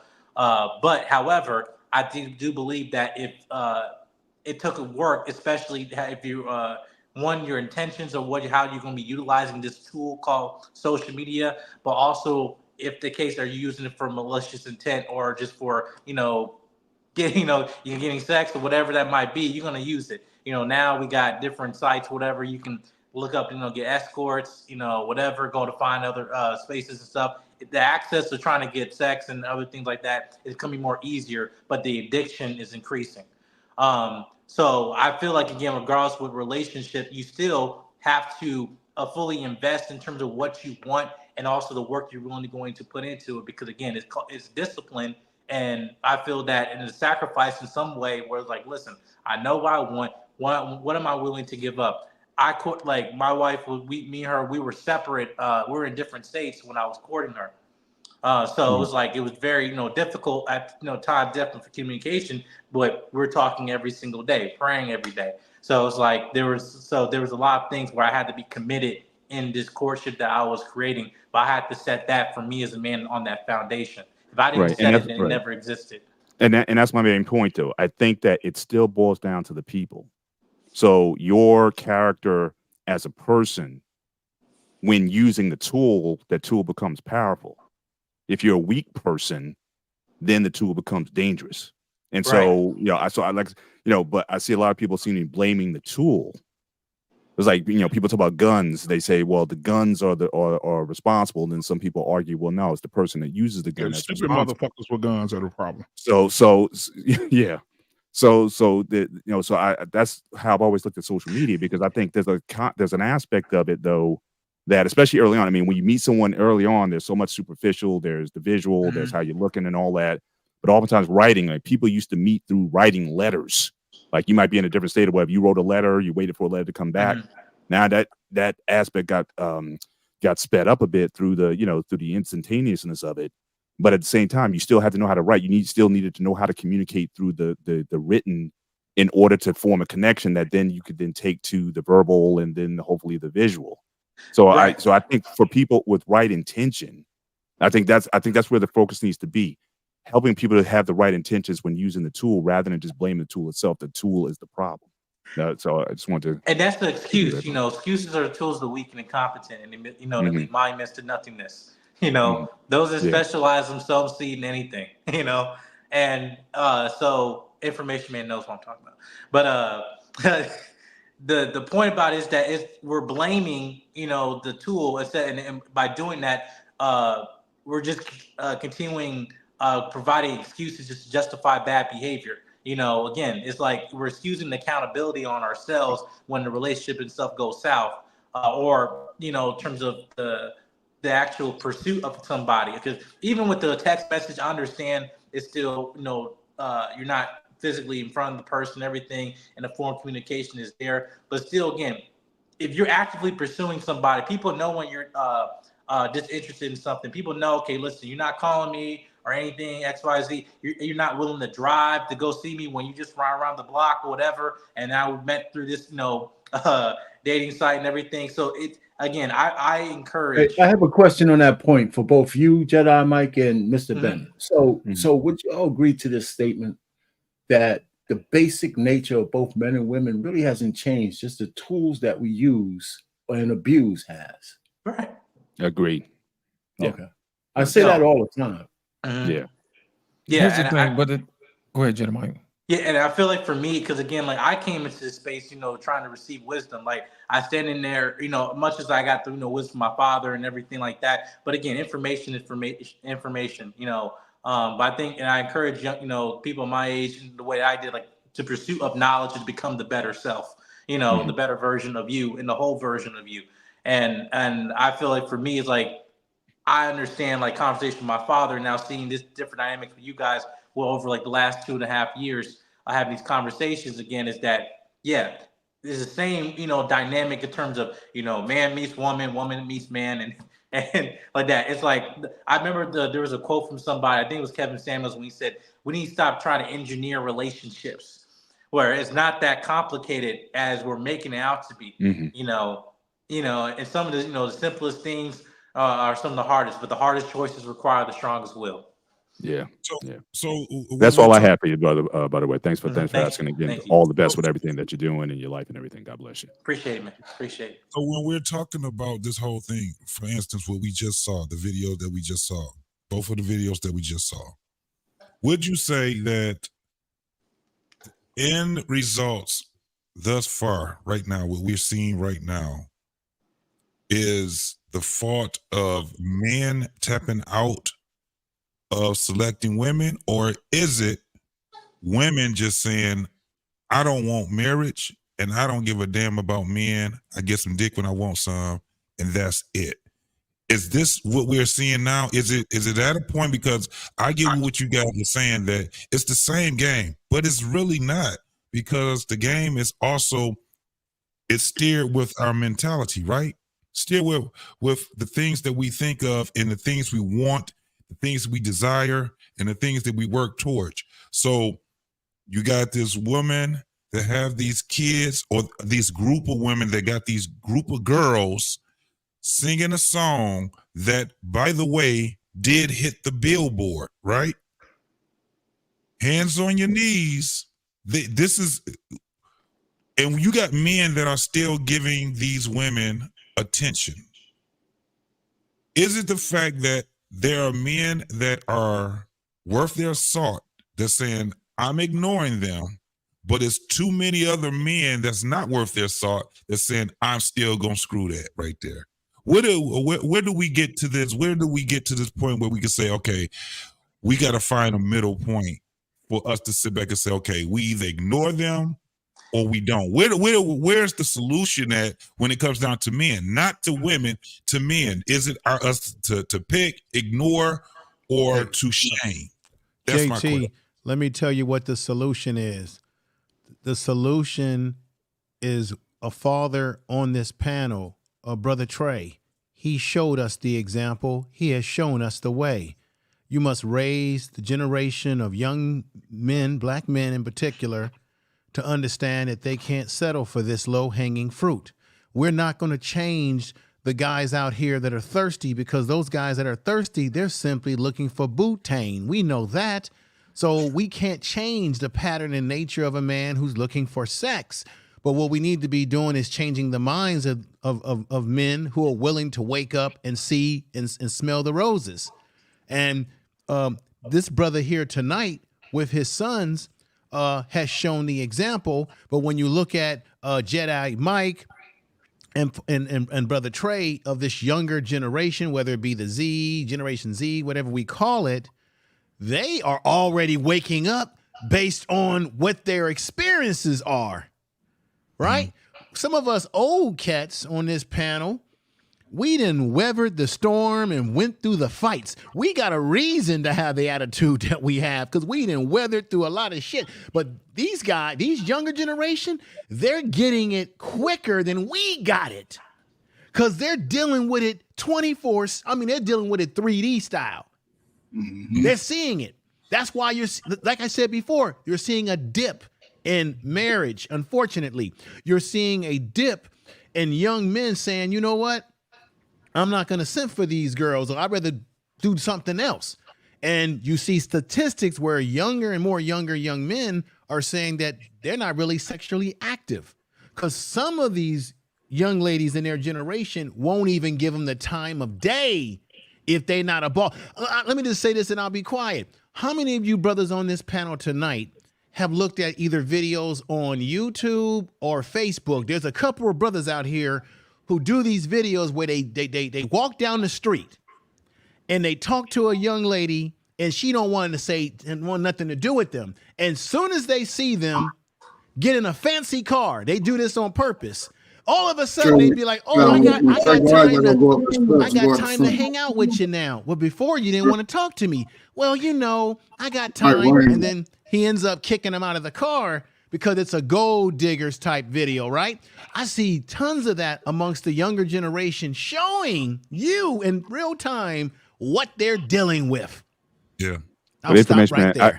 Meanwhile, I was bagging women with the Honda Civic hubcap. You know what I mean? Women say a lot of things. We appreciate the JT, anecdote. The unfortunate reality, JT, is that it's not either or. It's both.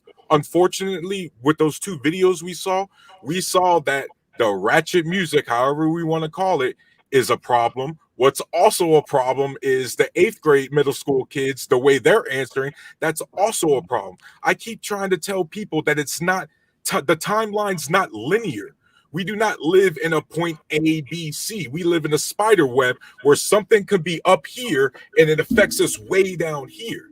Right? There's multiple things going on at the same time that's leading to this issue. So, JT, the unfortunate answer to your question is not either or, it's all of the above. And we have to deal with all of these things at the same time. So this is the thing I'm saying. I'm a grandfather, right? I'm a grandfather. I'm actively seeing people in my family. We just had a family reunion. I seen the disconnect at our family reunion. We had almost 300 people at our family reunion, and you had the younger folks that they went into their own little clique. They didn't even use the family reunion how they were supposed to use it. You know what I'm saying? To see, hey, you family, what's going on? You my cousin? How are you, my cousin? How are you, my auntie? Or how are you, my second cousin? Whatever. They're not doing that. So what's happening is that they're tapped out. We didn't play none of that shit. We didn't play when we had a boat ride, and we didn't have none of that goofy ass shit, hands on your knees and all that crazy shit. We had actual music that you can dance to. You can social, what we call in Detroit social, slow dance to. We had the hustle music with people line dancing with, right.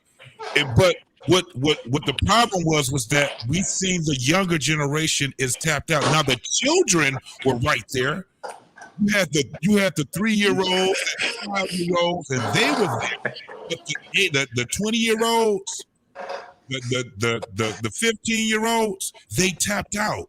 They're not there. And guess what all those 20-year-olds and 16 and 15-year-olds had? Children. They had children.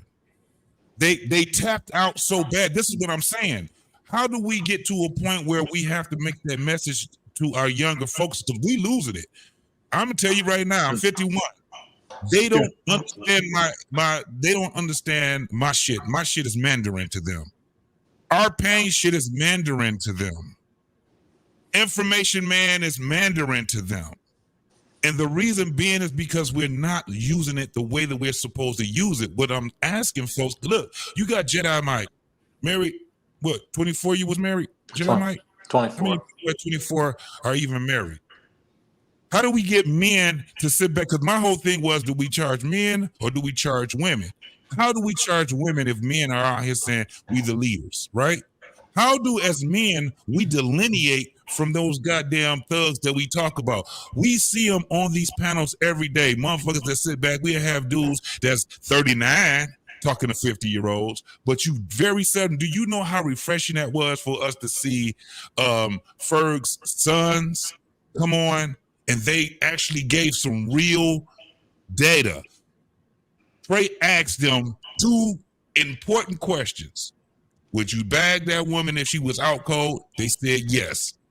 Would you marry her and she got children? They said no. But JT, let me just interject, and I'll let you finish. Let me just interject on that point.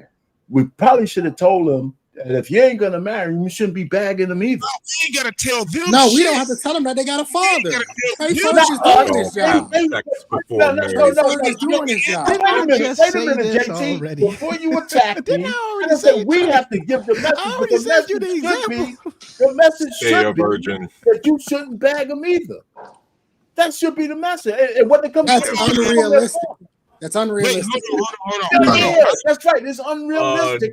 But they have to put it in perspective. Let me land it, bro. Let me land it. I had a point. Okay, to go it. ahead, man. We know that the reality is that young people are still going to smash, right? But the key that they said, this is the key thing that they said, that they would not marry. And what I had already said earlier, and you all know this, some of these women, and you said, I think you said, RP, some of these women are looking to be loved, and they're not getting loved up by these guys, like the younger guys who are just smashing them. Right. And the older men, we're not checking for them. And I have the answer for that. My point to this, though, is this. Those are the young men that we actually need to be out here giving the message to the next young man, because they speak their language. I don't speak a 20-year-old's language anymore. The motherfuckers, I'm Mandarin to them. Those guys, father. Next, Those, hold on a second. We got Jedi Mike and Groom, and you got next because I want to make sure everybody gets an opportunity to participate. Yeah, Roger that.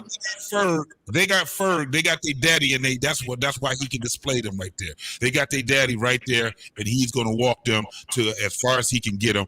Then they're gonna be out here walking, but they gotta have their peers at a point, man, where they like get like me. That's all I'm saying. They can't depend on the 50-year-olds that ain't got no fucking kids. If we ain't talking to our own fucking kids, this damn social media shit don't mean shit. Our own fucking kids. Mm-hmm. That's what I'm saying. Nah, JT, y'all LeBron. We depended on y'all. Y'all LeBron. You old as fuck, but we need y'all. But my kids do. Come on, Jedi Mike. Yeah, kids do. Come on, Jedi Mike.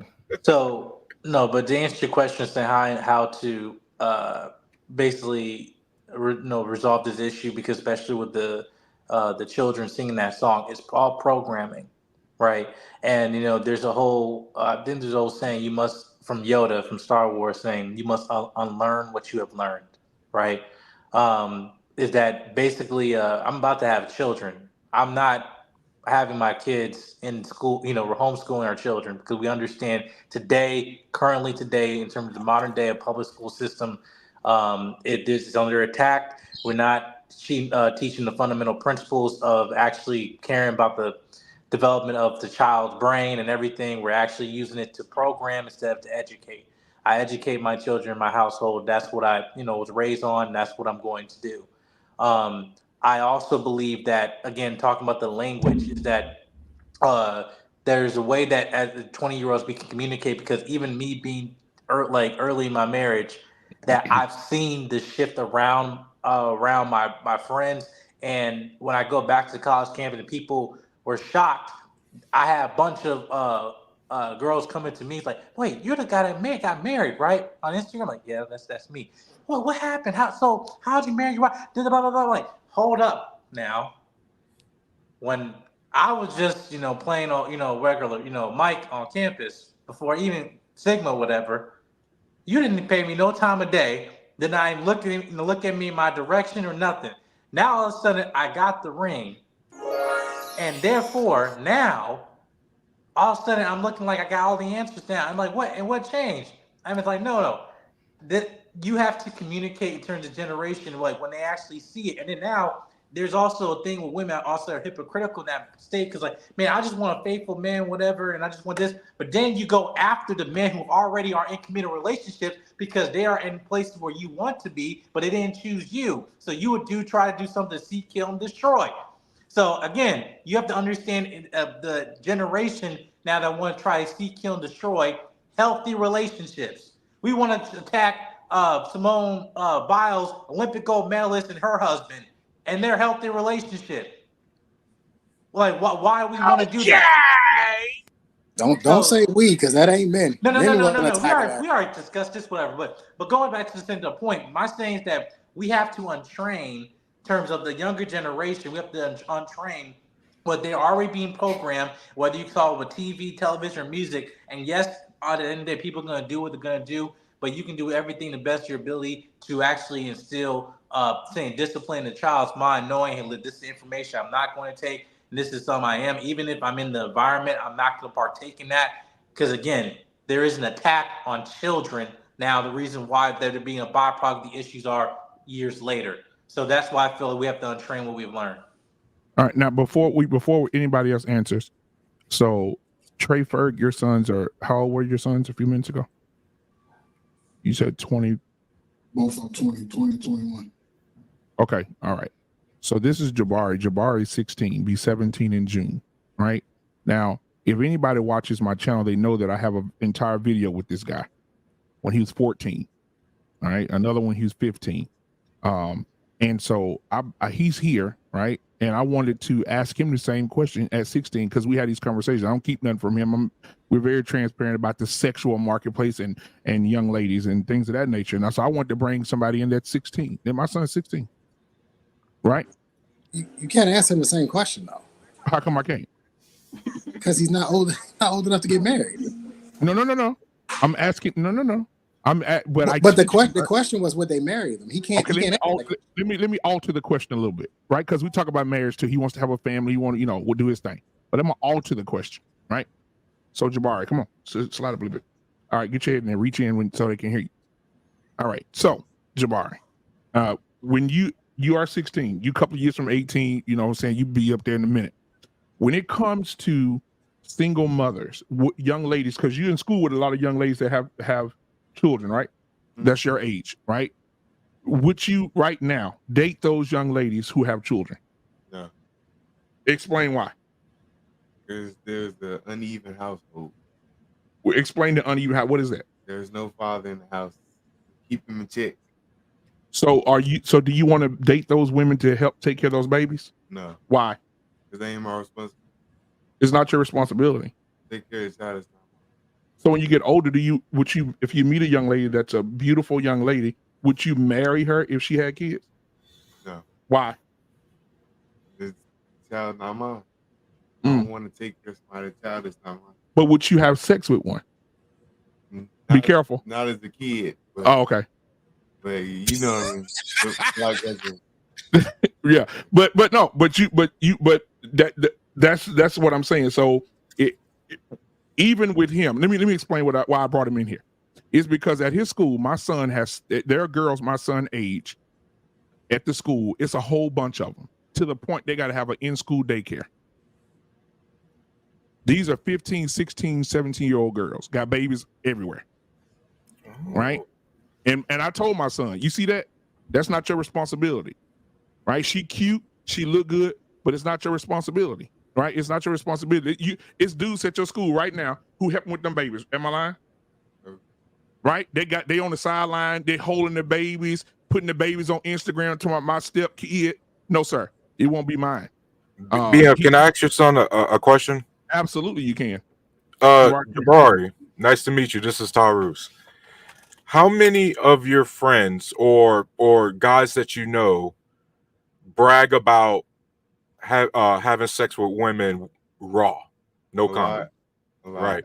So would you agree that these young boys are creating the single mothers that other guys are going to be complaining about in the future? Don't answer that. Oh, Do not answer that. Don't answer that. The cycle starts somewhere, Trey. The cycle starts somewhere. Ask a fair and balanced question. That is a valid up. question. No, you loaded that question not a valid up. question? You loaded it up, bro. Jabari, what percentage of guys do you think are going to be responsible for single mothers going into the future? Well, let BMU decide that. That's a valid question because one, he's in high school, and you can't speak on the dynamics of sex with teenagers. Trey, his friend or himself. Trey, now BM just said that they have a daycare in the high school, which is nothing new. I had one when I was in high school. Discussing because it's actually happening, Trey. Ferg. What I'm saying is what the standard is. It's happening. It's happening, but guess what?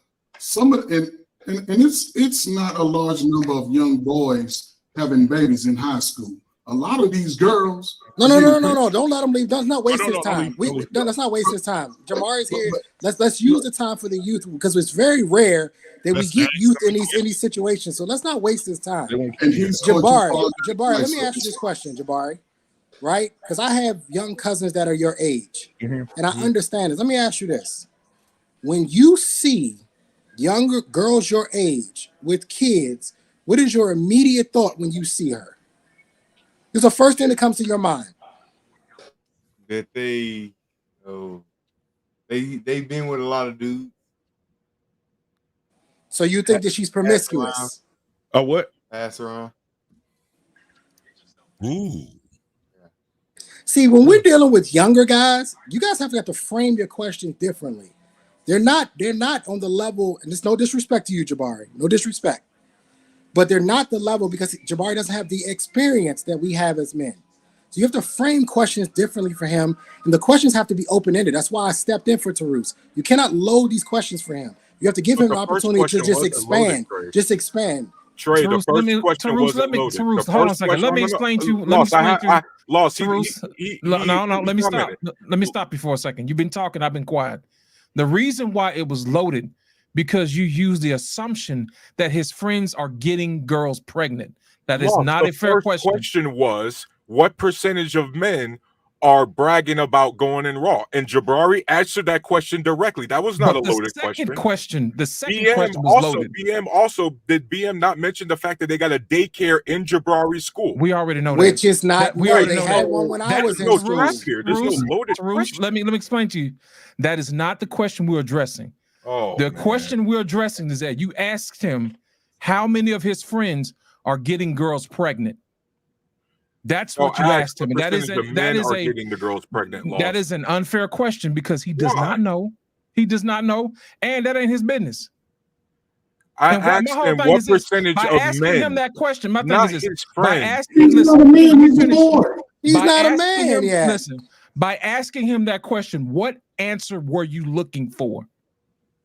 Of the percentage of what men are responsible for the ones in the daycare. As a matter of fact, that was the same question that BM brought up. Let me Can I ask Jabari another Hold question? on. I don't want to waste y'all guys' time. He's Let me here. finish. Hold on a second. Let Was me it finish. an unfair Let me question finish. to Hold on a ask second. what Hold on, percentage Bruce. of men is responsible for putting Let me that show you, those Bruce, babies let in me the show you how daycare that's to an begin unfair with? question. How is that an Bruce, let me- unfair Can we hold on a not second. waste Jabari's time? Can we come back to? Listen, Can let we me come back to? explain to you why that's an unfair question. Listen, let me explain to you why that's an unfair question. We automatically assume that the guys in his class are getting these girls pregnant. It could be older guys that have gotten these girls pregnant. So that's the reason why that is a listen. That's the reason why that's an unfair question. The majority Can of I them can are I ask who Jabari And we're one getting question? to One more minors, question while he's here. and we're getting to the conversation of minors at this point, in which it's a whole another separate conversation. So Exactly. That's you tread Jabari, carefully, sir. Why? But can I ask the Jabari a question conversation while he's about here? minors was already breached. So now continuing that conversation No. is now all What of it us is, out of you bounds. Hang on, Like, fellas. come on, We guys. have an opportunity here. Y'all are wasting it. We have a chance to be realistic, and you guys still want to try to set a narrative. No, Can it's I not ask Jabari? the Can I ask narrative. We Jabari a just want to question? make sure we ask fair questions.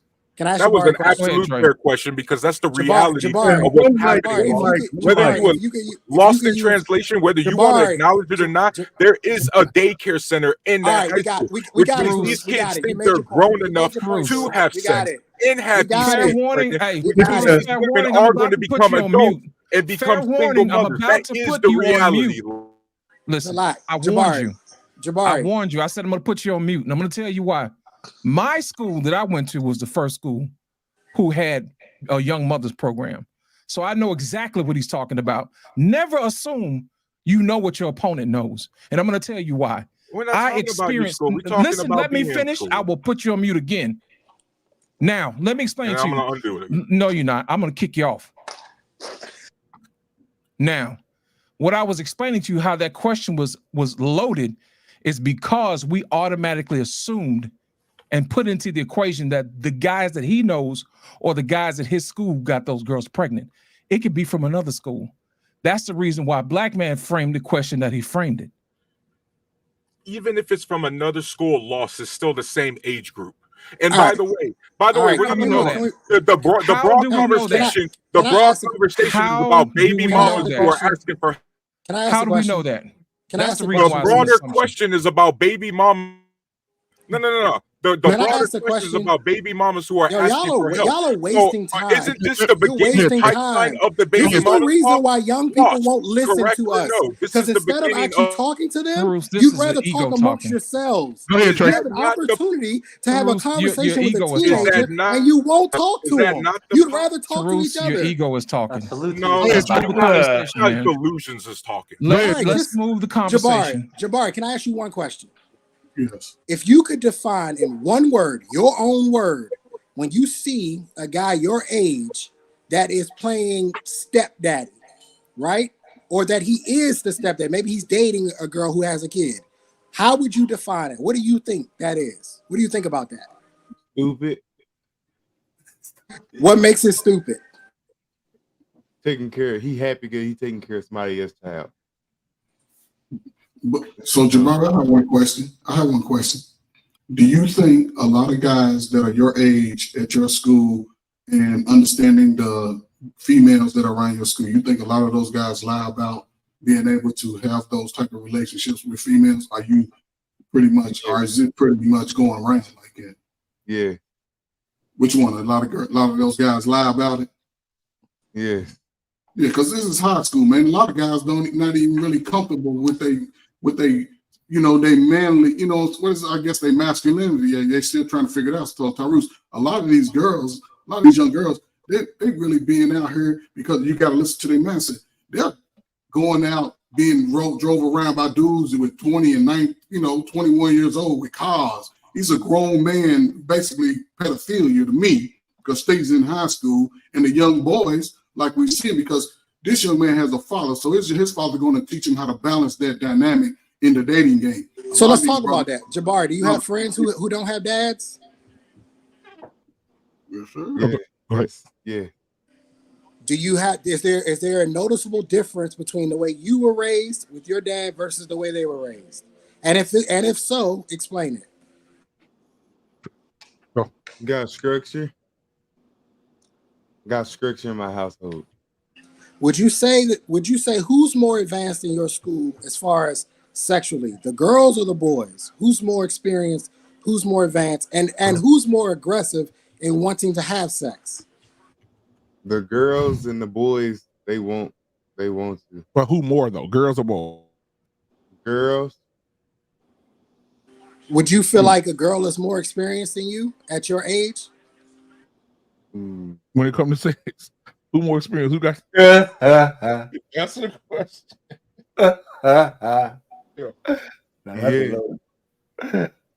Here's an unfair question, Jabari. The majority of the babies in your high school. Here's an unfair question. The majority of those kids, were they put there by fellow male teenagers? Or by I asked it. What's the question? Hold on, the majority of the majority of the pregnant the girls that got kids, were they put there by other teenagers, like boys in your age group? Some of them older. Right.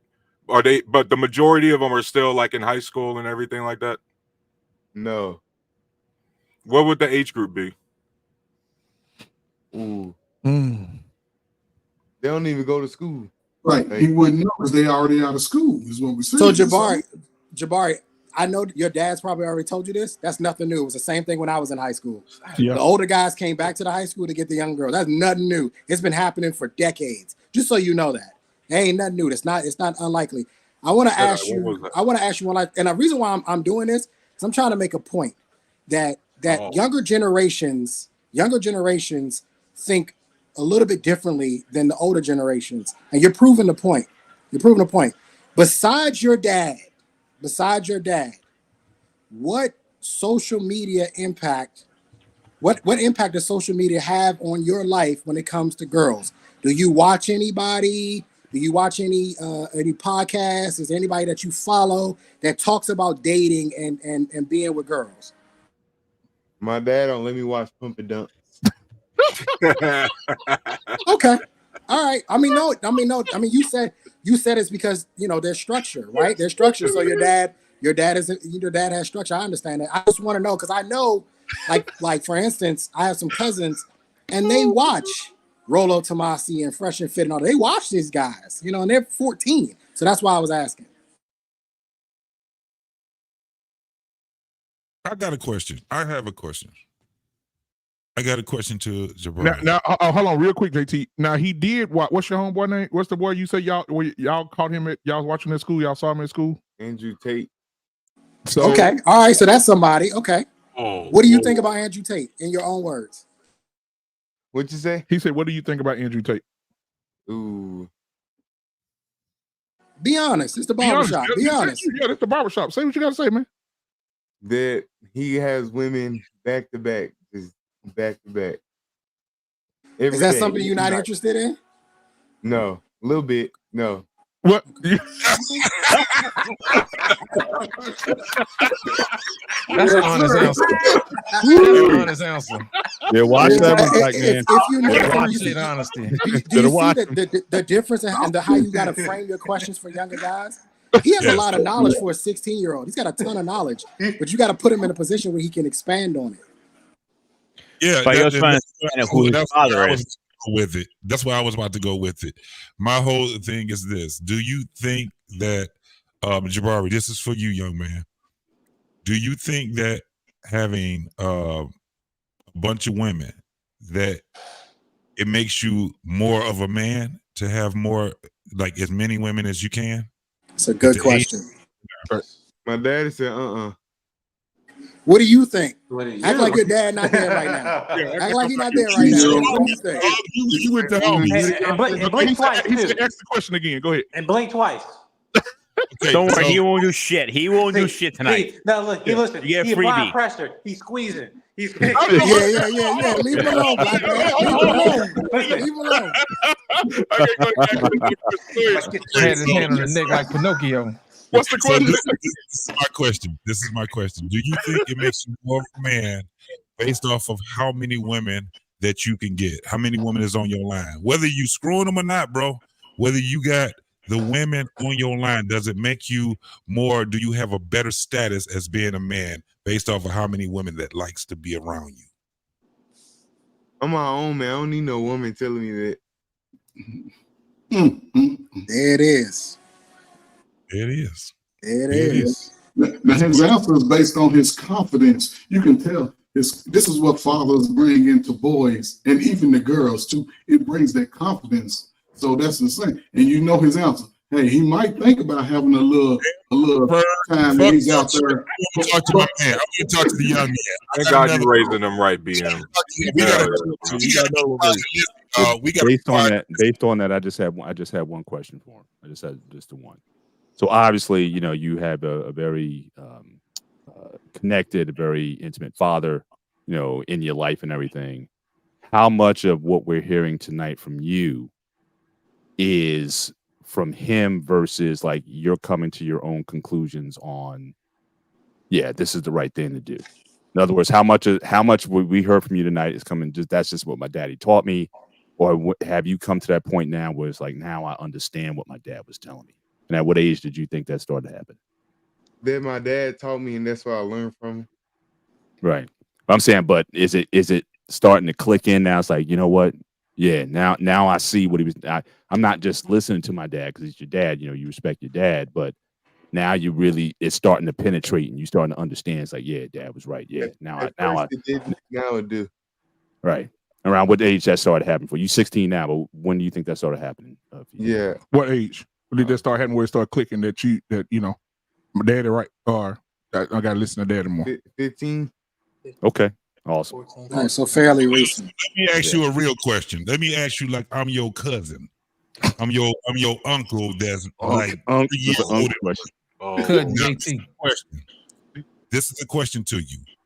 Physically, what type of woman you find attractive? How she look physically? How she gotta look for you to be like, I'm about to holler at her? How does she look? Doing haymakers, man. You doing haymakers. Megan Good. That boy got taste. That boy got taste.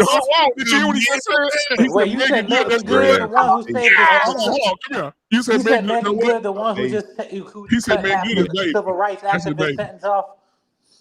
He said Megan Good. He said Megan Good. That's his baby. Yeah, you got good taste, brother. He said you got good taste. You heard him? Yeah. Absolutely. From a physical standpoint, you got good taste. Yeah. He seems like what? That's what I'm saying, because understand, we always talk about these things on our panels as far as like men, we look at the physical first. And as a young man, I already know where you coming from, bro. And I'm telling you right now, if she looks like Megan Good, you better start listening to your daddy. You better start listening to all the things he get in front of you, because it's not going to be what we think is going to be for you. You're going to succumb because these women are beautiful. You're an athlete, right?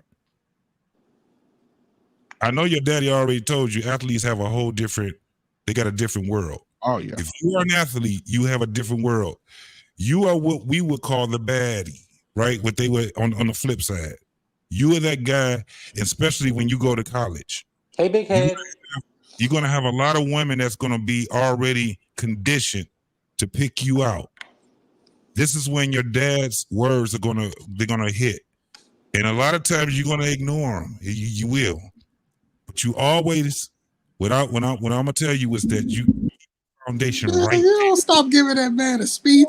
I gotta tell him Well, this, we man. know, we gotta take advantage of So this he got time. better. Listen, we know, and we have young men, dog. That's gonna be listening. We got people that got young folks. As a young man, you are the baddie.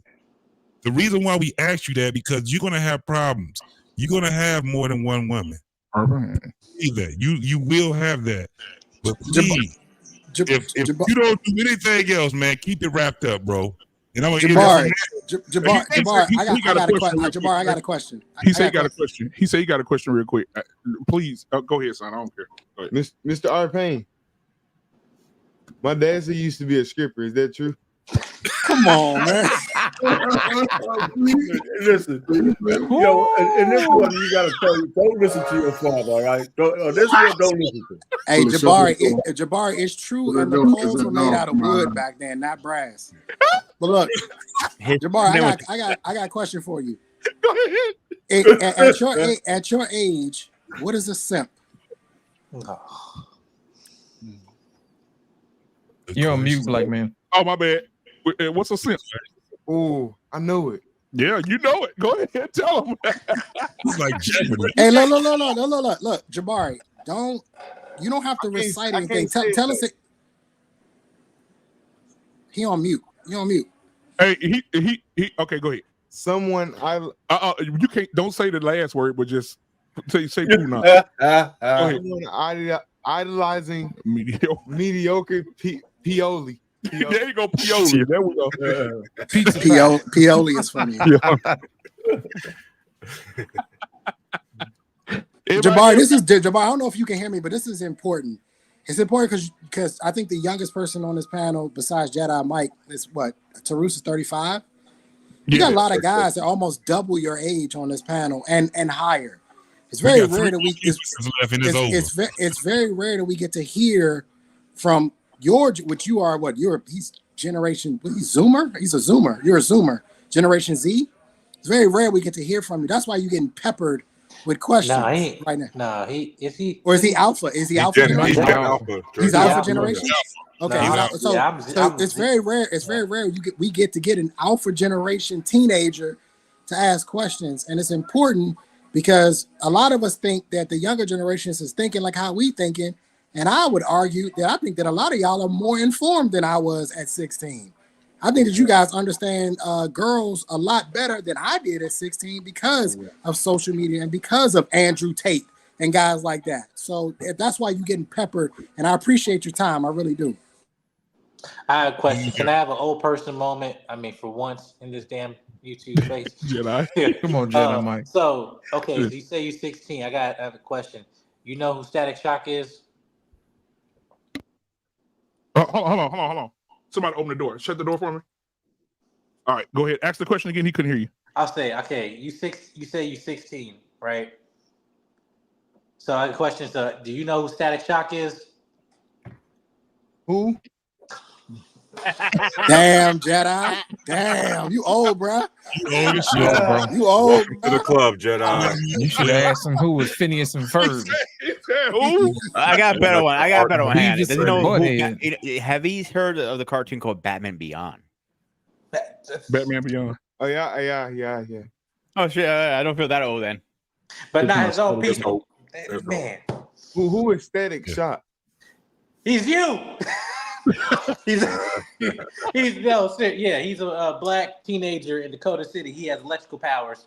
Static Shock. He's part of Milestone Comics, which is adjacent from DC, but he had his own cartoon show back in the day. It was ahead of his time.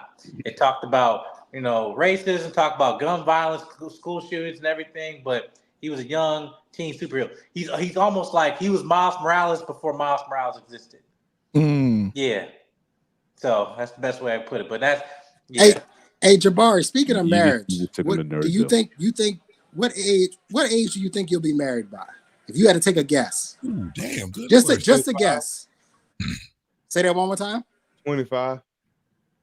That's me. Do you think that's too old or too young? Too young. So why 25 then? You're on mute, black man. Come on. You say, why would you want to get married at 25? There's no, hold on, Jabari. There's no right or wrong answer. There's no right or wrong answer. So you could just answer the way you want to answer. Why would I want to get married at 25? You're on mute, black man. I want to start early having a family. Okay, that's a good answer. Good answer. Because the reason why I'm asking is there's a thought that young teenagers don't want to get married, but I disagree. I think they do. You want to get married? Especially those who have fathers and their fathers are married. I think they want to get married. What about the girls, Jabari? What do they say? Do you think the girls that you go to school with, do they want to get married? Hell no. Hey, he put some French on that thing, didn't he? Okay. So he put some Swiss on beats on that thing. If the girls your age don't want to get married, but the guys your age do want to get married, how do you deal with that? Passport. Oh, bro.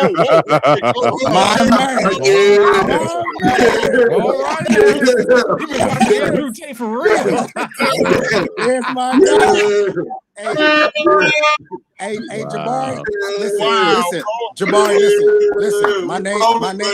Hey, black man, give him the headphones. Give him the headphones for a second. Give him the headphones for a second. Rolling, baby. I don't want your daddy to hear this. You listening? When you get your passport, you turn 18, hit me up. We're gonna take a flight. All right? I got you. All right. Don't tell your daddy I said that though, because he's gonna beat me up. He ain't gonna be nowhere with Trey. Watch it in the replay and listen to it. Yeah, no. Listen, I know a few spots that we can go. What kind of you like? Latina girls? You like African? What you like? Thailand. My man like JT. He like a little ling. He like a little ling. Okay. He like a little ling. I got you. Hey, Jabbar, you ever heard of Zoom to Thailand? Daddy said he liked the chocolate in Germany. He said like the German chocolate. Yeah. You're absolutely correct. Yeah, you can't fail in Germany, sir. You cannot fail. Oh, y'all crazy, boy. Them war he said it. He is not going nowhere with you, man, at 18. No. Yes, sir. Hey, Jabbar, I got your first trip, all expenses paid. I got you, bro. You got your passport. All you got to bring your passport, bro. I got you. No. I got a question for you. I got a question. Before you take your son anywhere, you know BMU is carrying, loading, locking, is on the way down to your house now, right? Oh, I know. Look, that's why I told him to give the headphones to Jabbar. I knew he could still hear, but the second thing I told him to get a headphone because I know Black Man gonna kill me for that one. Kill you? You're already dead. No, you can't go nowhere with you. Hey, Jabbar, let me give you. I will give you this advice though. Let me tell you this: as somebody who's been to 30 different countries, you got a lot of guys on this panel that have traveled and got their passports. Do not discredit your experience with the girls here in America. They will get you prepared for dating women all around the world. Because here's the thing. I know that a lot of us like to think that the women are different. Not really.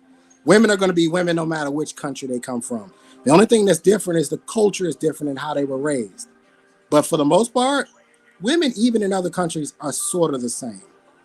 So just remember that, all right? Don't be afraid to date women. Get your heart broke, all that. It's necessary. It's a part of the process. Just don't make a mistake you can't come back from. That's all. Don't get nobody pregnant is what he's saying. Wrap it up. Yes, Wrap it up. Yes, sir. And make sure you get somebody to look you in the eye and love you for you. Okay. And make sure you lose your hair. So that's a lot of theory. But if he meets Megan Good, look, listen. All right, here's the only other question I got. If you meet that girl who looks like Megan Good, and she's offering it up to you raw, you turning that down, bro? He looked at his dad. He looked at his dad. It's all nice and good. Don't get her pregnant or whatever. But if she offering it up, man, look, we gotta be real. Hey, Jabbar, you know what you just had? You know what you just had? That's kryptonite right there, man. Hey, you play football, right, Jabbar? You ever had some of your teammates that had to make a business decision? You just had to make a business decision. That's what that's called. You had to make a business decision. Because she looked like Megan. She looked like Megan good, but in the same time, you like, dang, my daddy told me to wrap it up though. Well, that's a business decision. I'm walking out. I'm leaving this room. If you don't give it to me at 1-1, I'm leaving this room. And it will happen. It happened to me. I was dating a girl from Atlanta, and she got mad at me, Jabari. She got mad at me because I wanted to use a condom, and she didn't. Oh, it will happen. Mm-hmm. I have a question for so as a football player, do you prefer, and this is an important question for your future, do you prefer dark meat or white meat? Hey, Trey, he prefer Asian meat. He said that. He said he got a question for you, Trey. Like a teriyaki? That's right. Yeah. He like a little teriyaki, a little too long, little too long. Little Thai barbecue, Yeah. Trey, he said he got a question. Spicy for him. Which one, Trey Ferg or me? You? I'm listening. Go ahead. When can I meet Auntie Anissa? I tell you what. I'll make a deal with you. I'll make a deal with you. You can meet her as soon as we get back from Colombia. How about that? No, we can't go with you to Colombia. Wow. How about that? Colombia. Colombia. As soon as we come back from Bangkok, Thailand, you can meet her as much as you want. He about to bring Zoe Saldana. I do have something for you though. And the fact that you are raised in the family that you're raised. And I think this will be very important when you really get out there and start looking for a wife. And I don't know if your daddy would agree. Make sure that woman that you decide to marry comes from a similar environment from what you grew up in. Mm-hmm. You want to make sure that she has that father-mother balance in her life, because that will prepare her a little better to be a wife and be on something that you're on. You meeting these girls out here, single mama, and they're going to give you a lot of trauma about what they went through with their mama and their daddy and in their life. You can't really relate to that because you're going to like hanging around your brothers and sisters and your father and mother, and she's going to be like, why are you always going over there? So you got to really look at a whole lot of nuances, just really are unnecessary.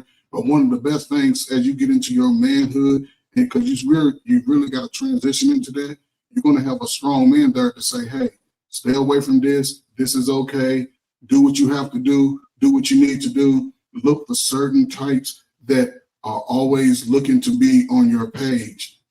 Look for a woman that's going to follow the lead of a man like yourself and has a father that can show her a little similar to what you got. Because other than that, all these people out here, man, they single, a lot of single parents, and that's where they're struggling right now. We can't get nobody to get together because everybody arguing and fighting. So you're in a great situation, brother. Hey, Jabbar, are you a Cowboys fan? No. Please say no. All right, I was about to say, because I can't take you nowhere if you're a Cowboys. All right. Anybody got more questions for Jabbar? I got one last one for him. Jabbar, Okay, this your Uncle Loss. Look here, man. Just a word to advice. When you get ready to talk to a girl, make sure you take your daddy to talk to her daddy. You know what I'm saying? Because you're going to be on an equal level field. Because what happens is some fathers like to intimidate, their daughter's suitors, try to scare them or whatever. You let him know that you got a daddy too. And the problem is we see a lot of women who don't appreciate men. You know what I'm saying? And you want to make sure that she appreciates you for who you are. Like I said, make sure you take your daddy and make sure your daddy talks to her daddy so they can have it out eye to eye. So that way you protect yourself. Yeah. Because a lot of people don't want to, they don't want to, to do that. But that's very important that you get your dad involved with that. So that way he can know exactly what the daddy's made out of to let you know whether or not this is something you really should pursue. Don't bring your daddy to Thailand with us. 15-year-old daughter, Jabari, and based on your question, leave your daddy at home when we go to Thailand. I'd let you date my daughter. I'd be okay with that. You seem like a good kid. That's what's up. Is your daughter Asian? Nah.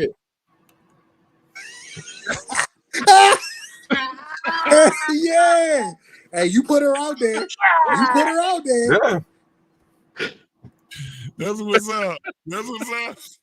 Hey, Jabari, where'd you get Thailand from? I'm curious. Where did that come from? You got Asian girls in your school or something? Yeah. Yes, sir. Yeah, I got Okay, so hang on. You listen, you do not have to answer this if you feel uncomfortable, okay? Is there a difference between the black girls and the Asian girls in your school? Yes. What's the difference? In your words. Come on. Tell the truth. How's that not a trap question? This the barbershop. How's that not a loaded question? That ain't no trap question. Oh my God. I asked him what's the difference. Open-ended. What's the difference? Attitudes, the way they talk. They're not ratchet. Oof. Calm, loving. Wait, bro, fuck your dog, boy. Tell him tender. They're loving. Now, let me ask you this, Jabari. Why do you think that is? Why do you think that the Asian girls have those qualities versus the black girls? What do you think the difference is? They have both parents in their life. That boy's 16, y'all. Come on. And here's another thing also, Asian countries, they from a young age, they teach them how to respect. And unfortunately, a lot of Americans don't have respect anymore. Has anybody ever talked to you about Asian fathers? Mm-mm. You and your dad gonna have that conversation, I imagine. There's something else. There's Or another dynamic Uncle that Lost we and just- him can have that conversation. There's another dynamic that we just saw too, and this is one of the things that I missed. When Taru said that this young man is the kind of guy who I would introduce to my daughter, those are the things in our community that we lack. Yes. Vetted families talking to other vetted families with children of the same age. Yep. That's one of the Arpain, are things you that talking we about can learn. tradition? Huh? Yeah, y'all just laughed at Yeah. me. Is that what you're talking? You talking about tradition? Yeah. Oh no, we need to. just That laughed. wasn't American tradition. Not enough Americans do that. Don't shake We y'all still- heads in agreement. Y'all just laughed at that. No, we didn't, man. We No, I didn't. I asked was your daughter who brought it Asian? up? I asked was your daughter Asian because he likes Asian women. No, but see that. But the point that was being made, that connection, we need to have more connections like that from family to family. I just think so. We just Go ahead, Jabbar. You got another question for somebody. Who you got a question for? Mr. Tarus. Yo, what's up? Are your daughter have German? Yeah, man, they black, Puerto Rican, and German. What? Who's a trifecta? Jabari, what do you think about that mix? Run the other way. Run. Your side so bad, isn't it funny? Jabari, is that acceptable? Is that all right? Lovely.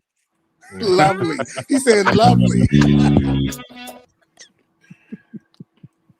You know what I like about you, Jabari? You are short and to the point. Very quick. Yeah. He don't belabor the point. He just, this is what it is. All right, man. Appreciate you, boy. Appreciate you, Jabari. Appreciate you, man. Salute to you. All right, man. Happy New Year, man. Black man, this was important, and the reason why I'm making a big deal out of this. It's important because I think that there's a thought process that the younger generation, they don't get it, and I disagree. I disagree with that wholeheartedly. I think they understand it a lot better than we did at our age. I think they want better, and I think that we just have a certain. I won't blame it on generational, but I think the social media played such a part in dissuading a certain age group. But the younger guys seem to be figuring this out. He said he want to be married by 25. That the average age of marriages are right around 29 or 30. So he's right there where he needs to be. I think that we're trying to make it seem like these young guys don't know what the hell they talk. They do. They got it figured out. We just are not putting them in a situation. And I think sometimes as older guys, we want to talk at them instead of allowing them to talk to us. Absolutely. We have to learn how to ask more open-ended questions and give them an opportunity to tell me what you're thinking. Why do you think that way? Where did that come from? Okay, all right, now it's starting to make sense. Because I can tell you, I did not see Thailand coming. I thought he was going to be for a black woman. That's what I thought. But So, to so your earlier point, Trey, the I fact wanna that he does have his father, that makes a difference in terms of how he Of views course, it. absolutely, Mr. Bennett. My It plays money a was on the huge. top It plays a American huge country role. trade. So let's stay right where we at right here, y'all. We done had Trey Ferg had his 2 boys on there. They were what, in their 20s. Black man had his son. He's 16. I really implore all of us on this panel and the other people, if we can find us some young folks, man, and we can be the fly on the wall. We have one person of age that can moderate a panel of young people between the ages of 16 to at least 22. Yeah. Jedi Mike. You got Jedi Mike. We got we can have Jedi definitely do it. actually He can and definitely do the it. moderator, because what we need to be is the flies on the wall. We actually need to be those folks. I don't, and you right, Trey. My whole thing is not talking at them. I don't want to give them a whole soliloquy on some shit that it's not going to come to them. They got their dad for that, right? But there's a lot of them that don't have their fathers in their life. And I think that what we need to be as adults, and especially living the life that we have lived, we need to be the fly on the wall. So then we can go after seeing what they're talking about, and then we can speak on it. Because right now what we're having is, even when we listen to younger folks that have podcasts, we can't really get the gist of it, because it's just a lot of talking over each other, a lot of hate that they have, a vitriol that they have.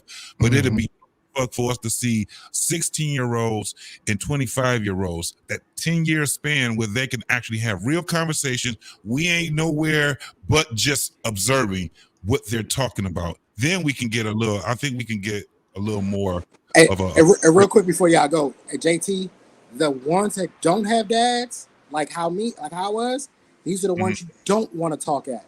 Just a little something for y'all. I think a lot of the times when we see these young guys who don't have fathers, we want to hop in there real quick. This is how you do it. Do it like this. Those are actually the ones you need to ask the most questions to. Allow them to talk and see where they're coming from, and then you can curate a response once you understand where they're coming from. But a lot of times we make the mistake, and I learned this in my law enforcement days. Just ask a bunch of questions. Let them talk. And as you start to build that rapport with them, then you can say, hey, look, man, I think this guy, he's 25 years old. His name Jedi Mike. I'm going to put you on with him. He's married. He got a college degree. I think he'd be a good mentor for you, right? Once we start to understand that concept, I think we can get through to the younger guys. But if we keep this mentality of, I'm going to talk at you, I'm a drill sergeant you to death, we're going to lose the young guys. Yeah, we talked about that before. That I think the mentorship has to be, we're going to be most valuable to the 35-year-old. So, like, honestly, Tarus in grooming, like, at least where myself, JT are, like, we'll have the conversation with them. They then have the conversations with Jedi Mike and have it go down. Because, like I said, your father might be the authority, but your big brother is your influencer.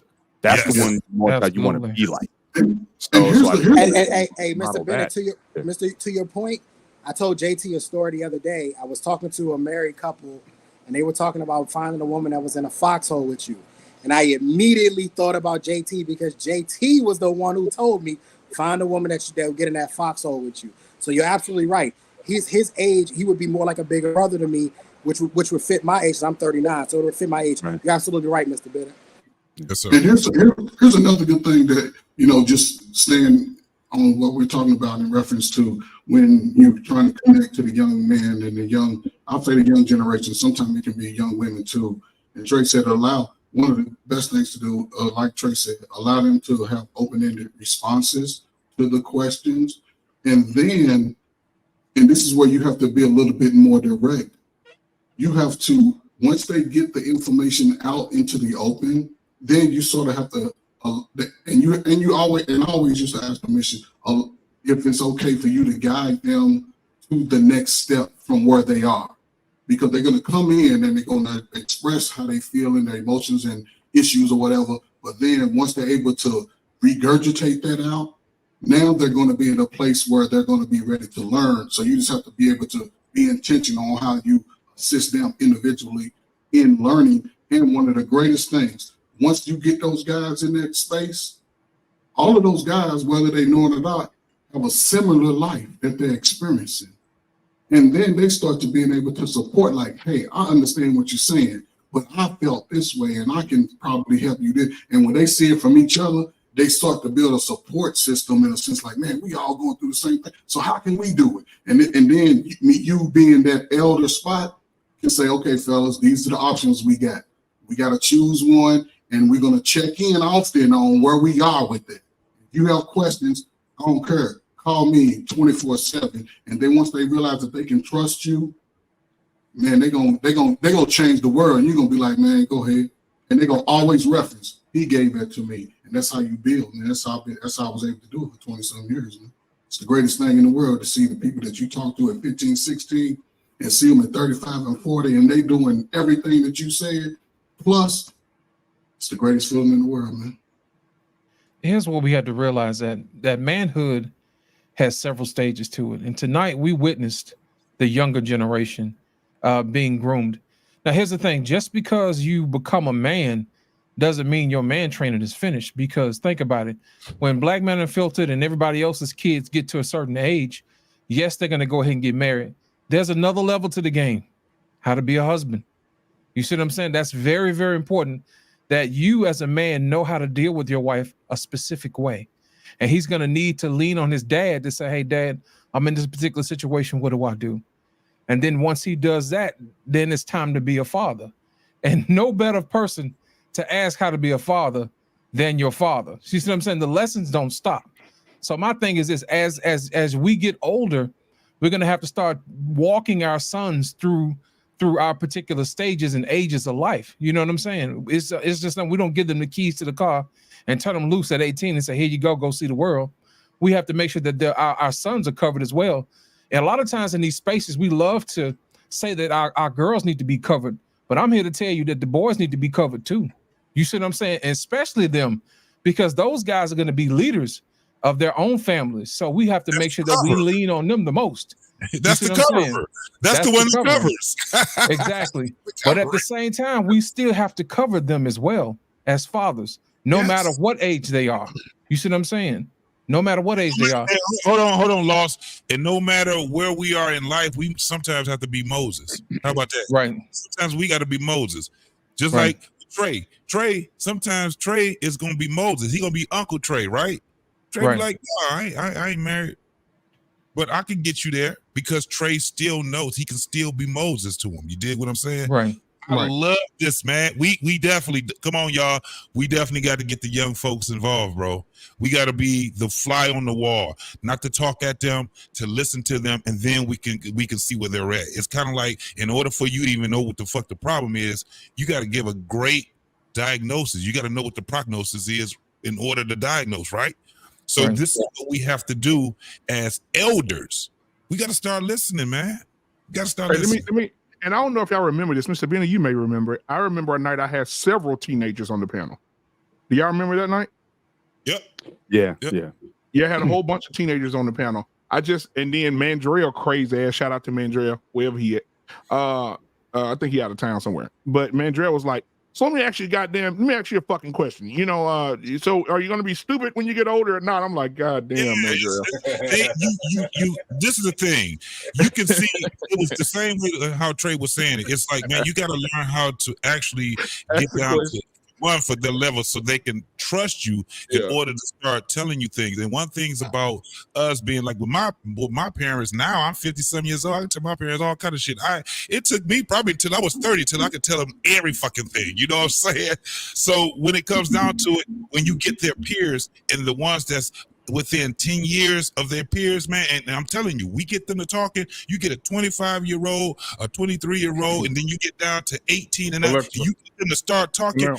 Hear a whole lot more from them than you would Gerard, hear from. get that Armada key and bring me that Armada key to me. So that's where we at right now, y'all. I mean, this conversation went a whole different way than what I even expected, man. Thank you, Ferg. Thank you, Black Man. Thank you, Trey. Thank you, Tyrus, R-Pain, Lost. Man, you guys don't even understand what y'all just did, man. Y'all just tapped into something on me where I was just like, I got it. Hey, JT, it's something about the younger guys that does something to your spirit. This is one of the reasons why I enjoy mentoring on Mondays because I get to sit there and ask them questions. And I do just how I did Jabari. I just ask them open questions and let them answer the question. Just tell me what you're thinking. And I also make sure to tell them, listen, there's no right or wrong answer. What you say is what you say. Now, if they say something out of, way out of left field, I may have to, I gotta pull you back in a little bit, you know what I mean? But for the most part, a lot of these younger guys, they have common sense. They really do. But when you get talked at your entire life and you get told, do it this way, do it that way, it's like they kind of fold up a lot of times. But if you just kind of give them the opportunity to say, okay, what are you thinking right now? What's going on in your head right now? Talk me through your process right now. It makes it so much easier. This is how I taught them stocks. Tell me what you think, how you think the stock market works. Explain this to me. And they were all wrong. Every single one of them was way off. Every single one was way off. But because I knew what they were thinking, it was easier to curate it and bring it back and explain it to them. You know what I mean? Where to start from, yeah. I knew where to start from, exactly, Lost. Here's my thing, JT. I got a question to ask. Now, once we're done building these better men, what type of wives are we gonna have ready for them? Because I think that's the conversation that Kevin Samuels left off on. You know what I'm saying? We build our men up to be the best versions of themselves. Well, what's the other end of the conversation, the other end of the equation? Because a lot of times what we'd like to do is we like to look at a math problem and we like to solve for one side. But if there's nothing there waiting from them, then of course we're gonna get answers like, yeah, I'm gonna get my passport and go about my business. You know what I'm saying? No, if we build better men, that's the assumption. Here's the thing, JT. That's the assumption, and I can tell you why that doesn't work. I'm gonna tell you why that doesn't work. 54% of the men are single and childless, so that doesn't always equate because we got a bunch of women who got kids. You see what I'm saying? And out of wedlock, and it's not getting any better. So here's my I have a theory there. I have a theory, Lit. Come on. Hold on. Let me say it before you guys go. I gotta say this. It still comes down to, again, the game still doesn't change. It's going to be a byproduct of having better women. When you have better men, they pick better. They're going to ignore the bullshit. They're going to start picking better women. And what women do is acquiesce to where the power is. This is what I'm saying. When we're talking about building better men, the byproduct is having better women. They're going to follow. They're built to be followers. Men are built to be followers and leaders. Ain't that some crazy ass shit? So at the end of the day, we have to build better men, and it starts where? Right up here first. You can have all the money in the world. We already see what that does. That don't mean shit. You're gonna be a P. Diddy. All right. Now what happens? JT, I wish that were true. Let me show you let me explain to you what's going on. We just sat here and saw Trey Ferg bring his sons up. We just saw Black Man Unfiltered bring his sons up. We asked them questions on how they're gonna navigate life. Then Black Man Unfiltered just showed a video of some little girls saying hands on your knees. There is an imbalance, and we cannot ignore that. You see what I'm saying? It is always a problem when we want to point the finger at the men, and then we don't ask the women, what is it that you bring to a table to a guy that's got his stuff together? And that is the imbalance that I think we need to address. And we don't need to get away from or fear that the reality is that this is the reality right now. You see what I'm saying? We just our pain, address the imbalance. How do we deal with the imbalance? I'm trying to. Say now, listen. Look, the point that I hear what you're saying, Lit, and I think that one of the things we have to see is the connections. I think we should build better men regardless of whether there's women there for them or not, right? Yeah. So if men are out there, and they have to be loud. We have to build better, loud men, right? To stand on their square from young age, like BMU's son, like the brothers that we came up from Trey Ferg. Right. And they have to know, they have to be loud from the standpoint, they have to let women who might want to get with them know what the new rules are, what the new standards are, right? And the ones who want to play, the ones who want to follow, they'll start to present themselves. And the ones who've eliminated themselves, we can't go back and try to save them. Right. And here's another thing. I know you won't like this. We're going to have to start saying that they don't have to be black. They don't have to be black. Arpain, this goes to Tyru's point. You can't be complaining about something that you don't want. Who's to say that we don't want sisters? We just want them to be better like we're better. That's Yeah, it. but we need to stop wasting time trying to save them. Hey, Lit, this is one hell of a question because it is a conundrum. Right. It is a conundrum of epic proportions because it is an imbalance. We can build these men up as high as we want to, but if we ain't building the women to go with them, I don't know what we're gonna do. As far as the sister question, passport won't save Come it. on. It won't save it. Come on, Mr. are we limiting it to a certain group of sisters, or are we making the assumption that the issue is global throughout the diaspora in That's terms possible. of black women? So is That's possible. Nigerian No, I'm women, not. Jamaican I'm not. women, Afro-Colombian women? It's definitely a Jamaican what are problem. what are we talking? Because if it has to be if you want to say global. yes, We're you could global. still want a black woman, but maybe not of the one of the Western Hemisphere, or certainly from the American side. Then that certainly opens up the playing field drastically, because that 54% that you're talking about, laws, that's Americans, that's not the world. Right. But if you want to go global on that level and date out, but still have a black woman or a woman of color, or however you want to call it, then I think that certainly is an option worth for these men to also entertain. But Mr. Bennett, that is it. You just said what it is. Right now, this is a global world. This is not a community type of world where it's just to your 15 blocks. It is global because we do have internet. We do have easier ways. So we're saying the problem with black women is now may not have been 15 years ago, but you're saying it's now. It's a global. No. Let's not say it that way, Mr. Bennett. Let me just say this. I'm asking. I'm not saying. I'm asking the question. No, let me try to take an answer. I wouldn't put it to the problem with black women. I think BMU's son said it. This guy's 16. He's already looking past. He's out. He's already looking past the color of the woman. He's looking for the character. He's looking for all that kind of stuff. So if black American Western women want to play in this new pool of men that we're building, they're going to have to come correct. And it's up for us to make sure we stand on that. Those new guys, guy like Trey, I like his questions, have those guys start to stand on their square. And if you're a woman, I don't care what kind of woman you are, black or whatever else, you want to play in this new rule of men standing on their square, you got to come correct. Hey, can I offer something? Because but the global question. I have a 5-year-old daughter. Tarus, you got young daughters too, right? 15 and 13, Trey. Okay, I think it's on us. I think it's on us on how we That's raise. a fair question. I think it's on us on how we raise our daughters. I'm sure Tarus is raising his daughters a certain way. I'm going to raise my daughter a certain way. I think there's just going to be daughters. Yeah, I think there's just going to be a gap of women that maybe just aren't marriageable, and it is what it is. That time is going to have to pass until the time for Tarus's daughters to get of age.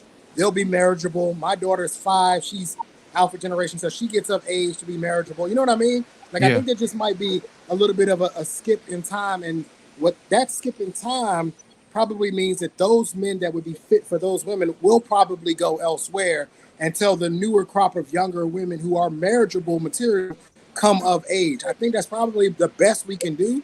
I don't think you're going to be able to change the minds and hearts of the women that are of age now. Listen, I use the analogy all the time about glue. When you first use glue, before it starts to harden, you can actually rearrange things until it hardens. But once it's hardened, it is stuck, and there ain't really much you can do about it after that. So I think Trey, let me ask you. Go ahead. Since you said you've been to 30 countries, so you've seen other black women, right, or African women, or whatever. Are you seeing that is this issue that we've been talking about? Are you seeing it in those communities also, or are you seeing a very different mindset? So here's the funny part.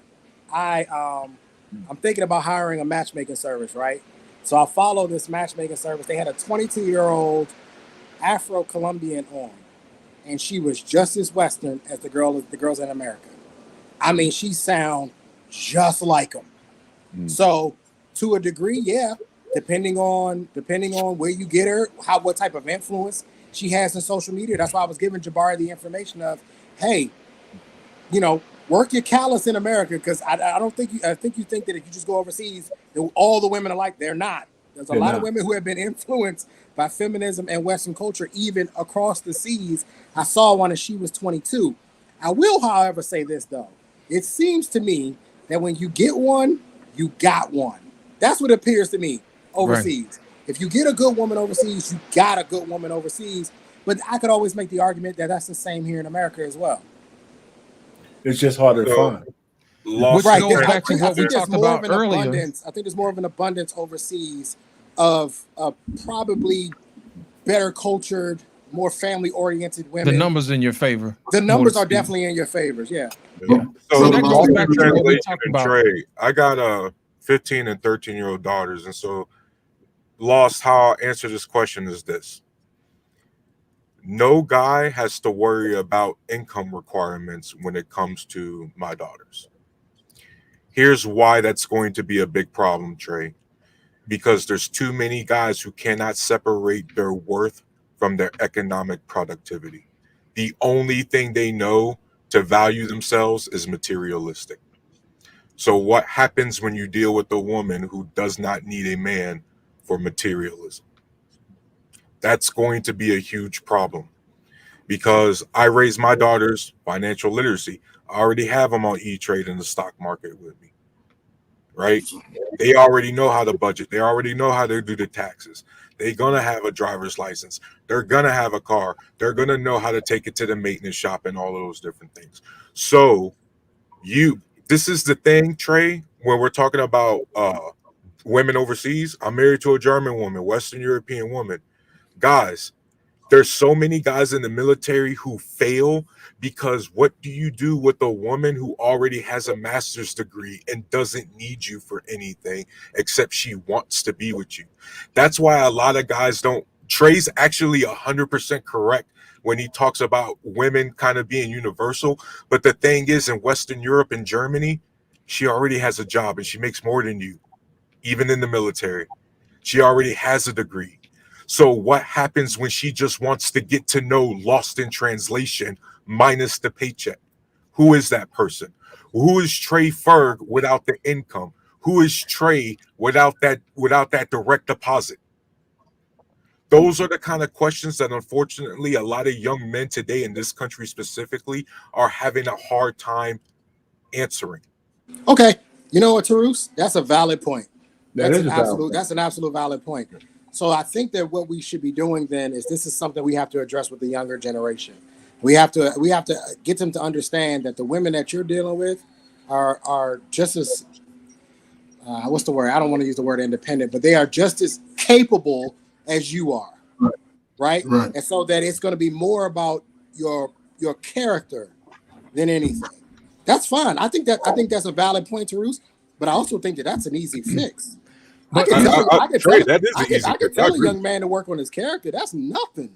Here's my thing. That's the easy fix. The problem, the reason why we're lacking is because of the broken families that we're constantly talking. Well, Tarus, before you move off that point, to answer your question earlier, you said, who are these men without the income? I think that's a question that the women need to start asking themselves. You see what I'm saying? That's what they need to start asking the brothers, because I don't think that's a question that is actually even running across their mind. They don't want to know who these guys are beyond women. I get in trouble. Here's the thing. They don't want to. They don't want to. Lost in translation. What was the question again? Post the question. Here's the thing. Tarus said that who are these men without their money? And I said that's a question that the women should ask the men. Who are you without this other stuff? But my point is, I don't think they're even letting that question wash over their mind. That's not a question that enters their mind because of how they were raised. Just like he said that his wife, she has the same ingredients as these Western women, but there's something in her that actually makes her give a shit about Tarus. That's the missing ingredient that we're missing here in America. You see what I'm saying? That's one aspect of it, Lit. That's only one aspect of it. But let me Tarus, I get in trouble with that all the time when I tell women, yo, what do you have to offer too, other than when a man asks you the same question? You are a woman, get in your bag in America. What else? Yeah, Tarus, though, to your point though, let's just say my daughters are older than yours, but they were as prepared because I prepared them young too. the truth of the matter is that even if a woman could provide for herself, we're not saying that we would accept a guy in their life as their father who doesn't have that can't take care of himself financially. You know what I'm saying? Even though he shouldn't lead with that. But you ain't gonna let your daughters marry a guy with no job. Okay. Now, you know what I'm saying? So it's not it's not mutually exclusive. What I'm saying is maybe he shouldn't be able to lead with his wallet, but he damn sure better have one. So Payne, the issue, and I gotta answer this right now. The issue is, this is why I say all the time that men need a software update, because we know women still want a knight in shining armor fairy tale ending. At the end of the day, there is a version of that. It's just no longer requires straight up muscle, right? We live in a different society, and so we have to adapt and evolve. And so, Payne, guess what, man? Well, what does it require if it's not straight up? Go ahead, let me answer. Go ahead. Yeah, but he's got to expand on that. If it's not straight up muscle anymore, what is it then? We don't live in the 1950s anymore where every man has to be able to fix his own car, correct? Okay, so he needs money. Right? Okay, so what is it? What is it that he needs? Right. Women just want the safety and security. What I mean by this is, with my relationship, my wife just wants me to show up when it matters. You see, unfortunately, we have a lot of guys alive. Unfortunately, we have a lot of guys today that have commitment issues. They have a hard time showing up when it matters. That's the point, though. Your wife wouldn't care if you had no. If I had commitment issues, my wife wouldn't be I'm asking you a question. You got all the other. Your wife wouldn't care if you had a job or not. She wouldn't care if I was balling out of control. That's what I just said. I'm asking you a different question. Would your wife care whether you were self-sufficient or not as a man? Yes. Okay, that's all I'm saying. So you still have to have that, whether you lead with it or not. Okay, but it's not as important as it was in the 1950s. I'm not talking about the goddamn man. I'm talking about right now. Tarus, how important is it then? How important is it on a scale of 1 to 10? I'd say now it's only a 5 as far as male income. That's fair. Provision to a woman ain't the same if it was in the 50s. I grant you that. I'm just saying. Then what are you yelling at me for? Because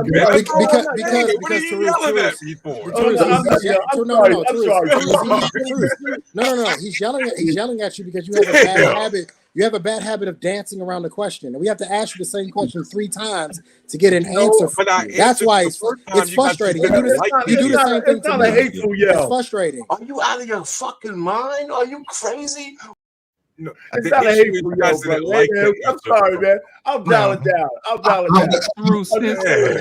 Come on, Trey. Tarus, can I ask a follow up? Because since you said you're dealing with, obviously the women in Europe or the women in Germany, what about the men in those countries? Have they adapted since? Because it seems like what I'm hearing is maybe the Western man, the American man, is still caught up in this more archaic, for lack of a better word, sense of thinking about their worth.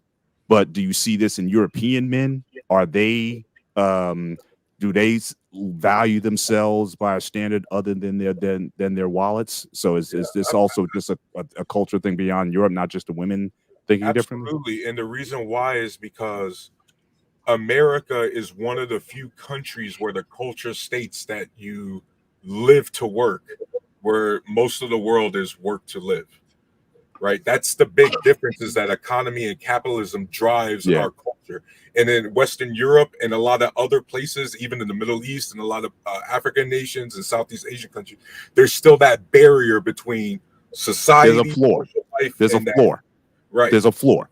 And so here's the thing, like a lot of the passport bros forget that the German guy who got it together is still top dog in his country.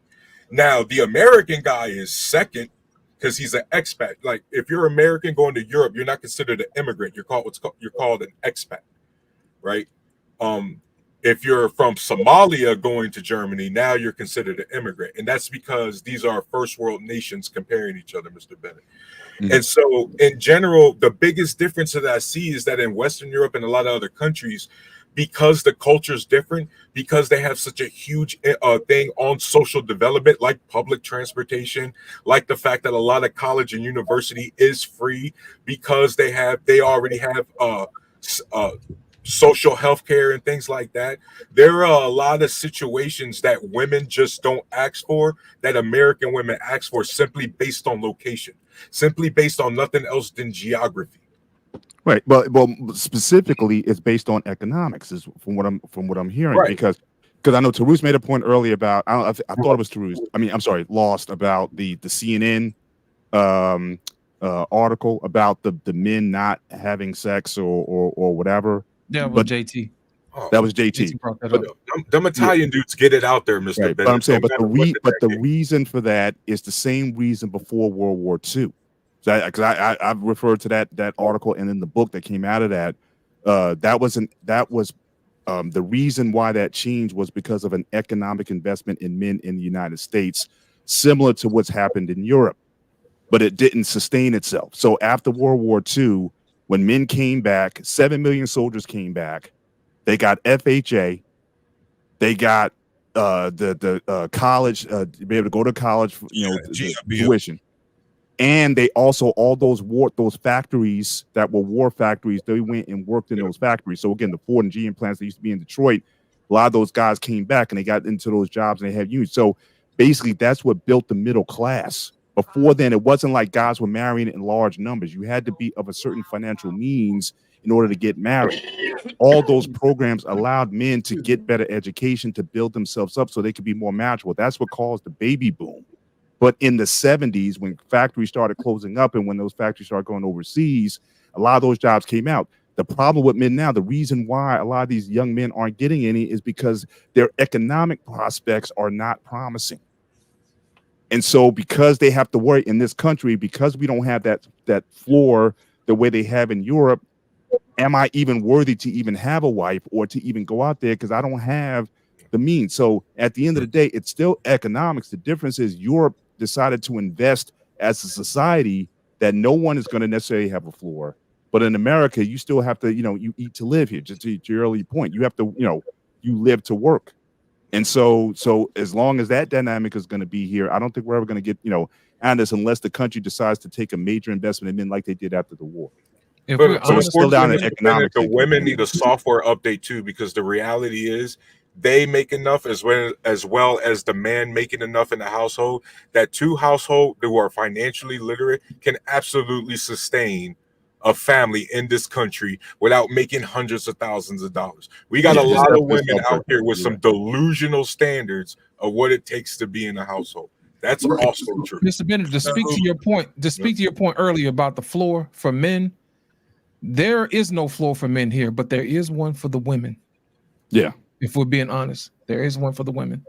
And I think that's probably the reason why we have the situation that we're talking about on this podcast. Are women here for the, for the help, or do they actually love you? You see what I'm saying? And what happens is once the floor is starting to be removed for the women, I think that's when they're going to start seeing a whole bunch of women starting to come back to the guys and say, hey, look, I know I got some kids, but can you make a way for me? And I think they're going to be in for a shock. And honestly, once they realize that the men's software has been updated to say, hey, you don't take care of somebody else's kids. You see what I'm saying? But I think that can, if the women upgrade the software, I think the question we started the show with is that are these women, are they looking for love, or are they looking for provision, or I forget what the exact word. Right, but I think that's the fact that they're looking for love. That's why I led with, and I think that's still where we're at. They're still looking for love. If they could be honest and say, look, I need you. I got kids. Let's work something out here. I need you. I need your help to have a household, to raise kids, whatever, rather than get off this love thing, because love, you will never satisfy anybody with that. Right. It's like love is something, it's there. It's like candy. It'll be there for a minute. Men break their backs trying to get women to love them, showering with gifts, all kinds of stuff. They get bored with it, and it's never going to satisfy. It's the same thing with happiness. Happiness is not something that can be sustained. But for a lot of women, that's their whole view of things, being in love, being happy, and it's like a moving target. You'll never hit it. But if people could just get practical and real, it's like, look, I'm in this. Stop thinking with your heart and start thinking with your head, and say, we need a different deal here. This is the situation I'm in. What I need to then do to make this thing work. So I almost wish that women would start working more off of, I have a need. I need to be taken care of. I need my kids taken care of. Now, what I got to do that, rather than I need to be in love, or I need to be loved. Because we'll kill ourselves trying to do that, and we'll never get anywhere. That'll never happen. For as long as they're able to borrow money, they're never going to be able to do that. But that starts with us, Trey, like you was talking about. Because guess what, man? That's why I said the dudes who date my daughters, they ain't got to worry about income. Because guess what? My daughters are going to be proud that her boyfriend is an electrician. There's no shame in that. Like we shamed for the last 30, 35 years these trade schools. And these you gotta have these titles. No, you have to be correct. Men have never shamed that because that's all brothers do. We get those positions. Brothers ain't shamed. The women have shamed it. The women shamed that. Men have a lot of brothers came up through careers getting those skills. Men don't shame that. We proud. I got it, brother Trey. I got to push back a little bit. We talked about this before. Yeah, because again, especially the late baby boomer and the early Gen Xers, we push college. Say, get out of the plumbing. Don't be a plumber. Don't be a mechanic. Go to college and get that degree. So we pushed a lot. We pushed a lot of that narrative. Again, go back to that first episode of the Cosby Show. That was got a certification, right? But what I'm saying is, the avenue was certification. Now that's all I'm saying. You're right. You didn't go get the trades, but that came along later because now the younger brothers, 22 to 42, they ain't trying to get them skilled trades. That's why the industry is missing so many individuals to fill those spots because that's what I'm saying. Yes, we was coming out. They were saying go to college. 22 is too old. 22 is too old. That's college graduate age. Right, but what I'm saying is, Trey, by that time you should be working on your skill set. That's the thing. We can say a man won't get increased to his late 40s and 50s. So in between that time, he has to be building and working and focusing on building his legacy and his family. Like you said, if he finds that woman, he will be blessed to find her, marry her. And Tariq, you break the point. I just want to explain this last thing. Go ahead. Trey, the reason why I said that is because at 20 years old, I was in the Army. But guess what, Trey Ferg? I wasn't a finished product. Could you imagine where my life would be if I tried to wait to get married when I was a finished product? At 20 years old, there's no guy out there who's a finished product. And no, I'm not telling guys go out there and rush and get married. I'm just making the point that I was 20 years old when I got married, and there was no way anybody can make the argument that I'm a finished product. Could you imagine, Trey Ferg, what my life would be? You think you got married too old or too young? Probably too young, definitely too young. But Trey Ferg, could you imagine if my wife was one of those who went, you know what? I'm not gonna marry him because he doesn't have the correct title yet. Well, she has different. Could you imagine? That's what I'm saying. That's a great point. She has different. I'm not gonna listen, Tyrus. If my son dating your daughter, I'm not gonna have this. Okay, we're gonna have to have this conversation. I'm not gonna have it. Okay, but when you introduce your daughter to my son, I'm not gonna have this. We're gonna have this conversation beforehand, right? I'm gonna have my build, right? My son gonna be together. Okay. You bring a good hey, black man, you better learn how to say kambu kai, or whatever they say. You better start learning some Thai, bro. You better start learning some Thai. That's a long ass flight, black man. It's about 30 hours. But that's the thing, Trey Ferg. We're not finished products when we out here, and we shouldn't be. But what I'm saying is, you made a great comparison. We all have. This is the thing. This is a great conversation because this is what the young. This again, we got to have the young folks to actually tune in on this. Let me say one thing. What the question that was presented to Tyrus when it came down to the Germany question, right? The men that was over there. This is the craziest part. GIs, man, since the 70s were sought after, right? They were sought after because either you can get a green card or you marry them and you can work in the PX or whatever the hell it was. The German men did not find us as a threat to them, right? Because they, for one, they didn't want to talk to women that talked to GIs. And it started as the generations started to go, because I went in I was in the 90s, right? A little bit different.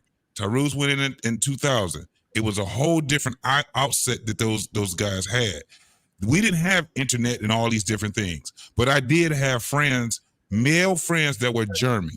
They never ever looked at me as being a threat. And one of the things that they always talked about was women that did not deal with GIs. It didn't matter if they were white or black. They were GIs. And those guys, it was just some shit that they had that they were talking about amongst each other. They were friends with us, but they'd tell us in a minute, you got her. I wasn't looking for her. And we used to get some of the baddest motherfucking women that was coming out of there. If you go to Germany right now, bro, we call them war babies. Germany don't look the way it looks right now in the 2000s, the way it looked in the 70s.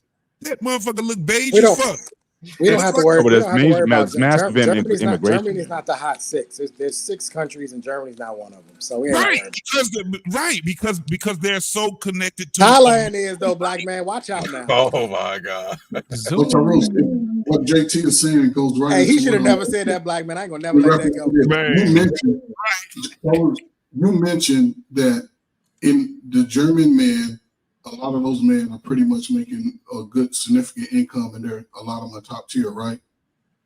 Did you say that? At the end, but at the beginning, Trey Ferg, a lot of these German guys, you gotta realize the average salary in Germany in euro is still only about 40,000 euro, 40 to 50,000 euro. It's about the same. So the dynamics are level across the world as far as a young man building. He's not there yet. He's still trying to tighten his nuts and bolts up. Now, even in America, there's a top tier guys, right?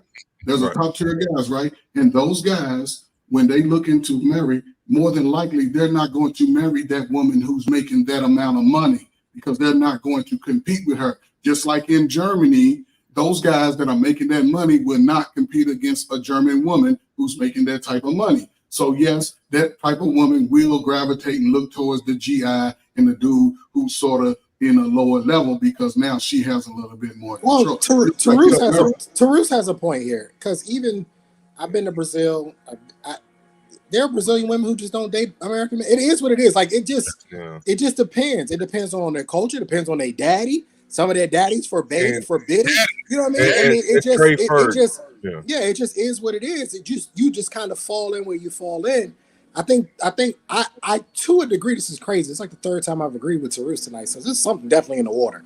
But no, he has a point, because I have a daughter too, and I'm not raising her to worry about how much money a man makes. Right. So he has a solid point here. And I do agree with him that there is room for character development amongst our young fellas. There's room for this. We could do a better job of encouraging better character amongst the young guys. And I'm saying this, I'm probably a little tainted, because my law enforcement background, I saw a lot of young guys not doing what they were supposed to be doing out here.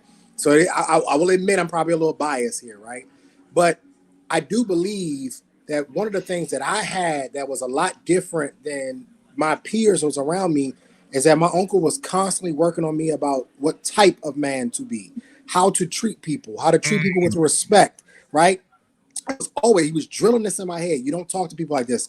Look a man in his eye, shake his hand, introduce yourself. These sort of things. So I do believe there is room for character development. And I do agree with Tarus in the sense of it's not going to be about the money for them in that alpha generation. It's going to be about what type of person are you? Are you a piece of shit or not? And I ain't going to want to be around you because I don't really need you for the money. My daddy got pretty good money. He set me up. I'm making pretty good money because he sent me to college. I don't have no debt. My daughter's situation, she won't have no debt. She going to get a ride to college. She don't really need your money. So she's going to be questioning you based on what type of man you are. And then she's going to bring you to me. And I'm going to be judging you based off of what type of man you are, what type of character you are, and not what kind of job you have. Tarus he's got a solid point here. And Trey Ferg, you got to understand this. Germany is not a third world country.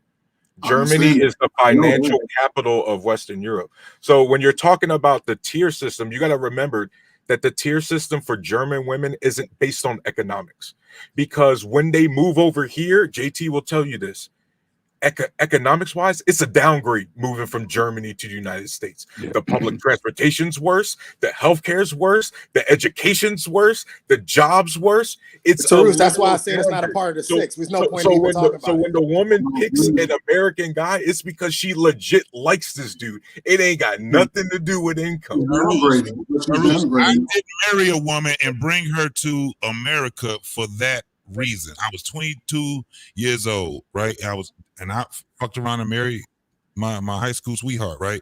But the woman that I was living with this woman for 3 fucking years. I was living with her for 3 fucking years, man, German woman. But I seen what her life was in Germany, right? And I'm looking, I ain't had no house. I ain't had shit. I'm getting ready to sell my car because I'm getting ready to go back to the States. And I didn't want to fuck her life up.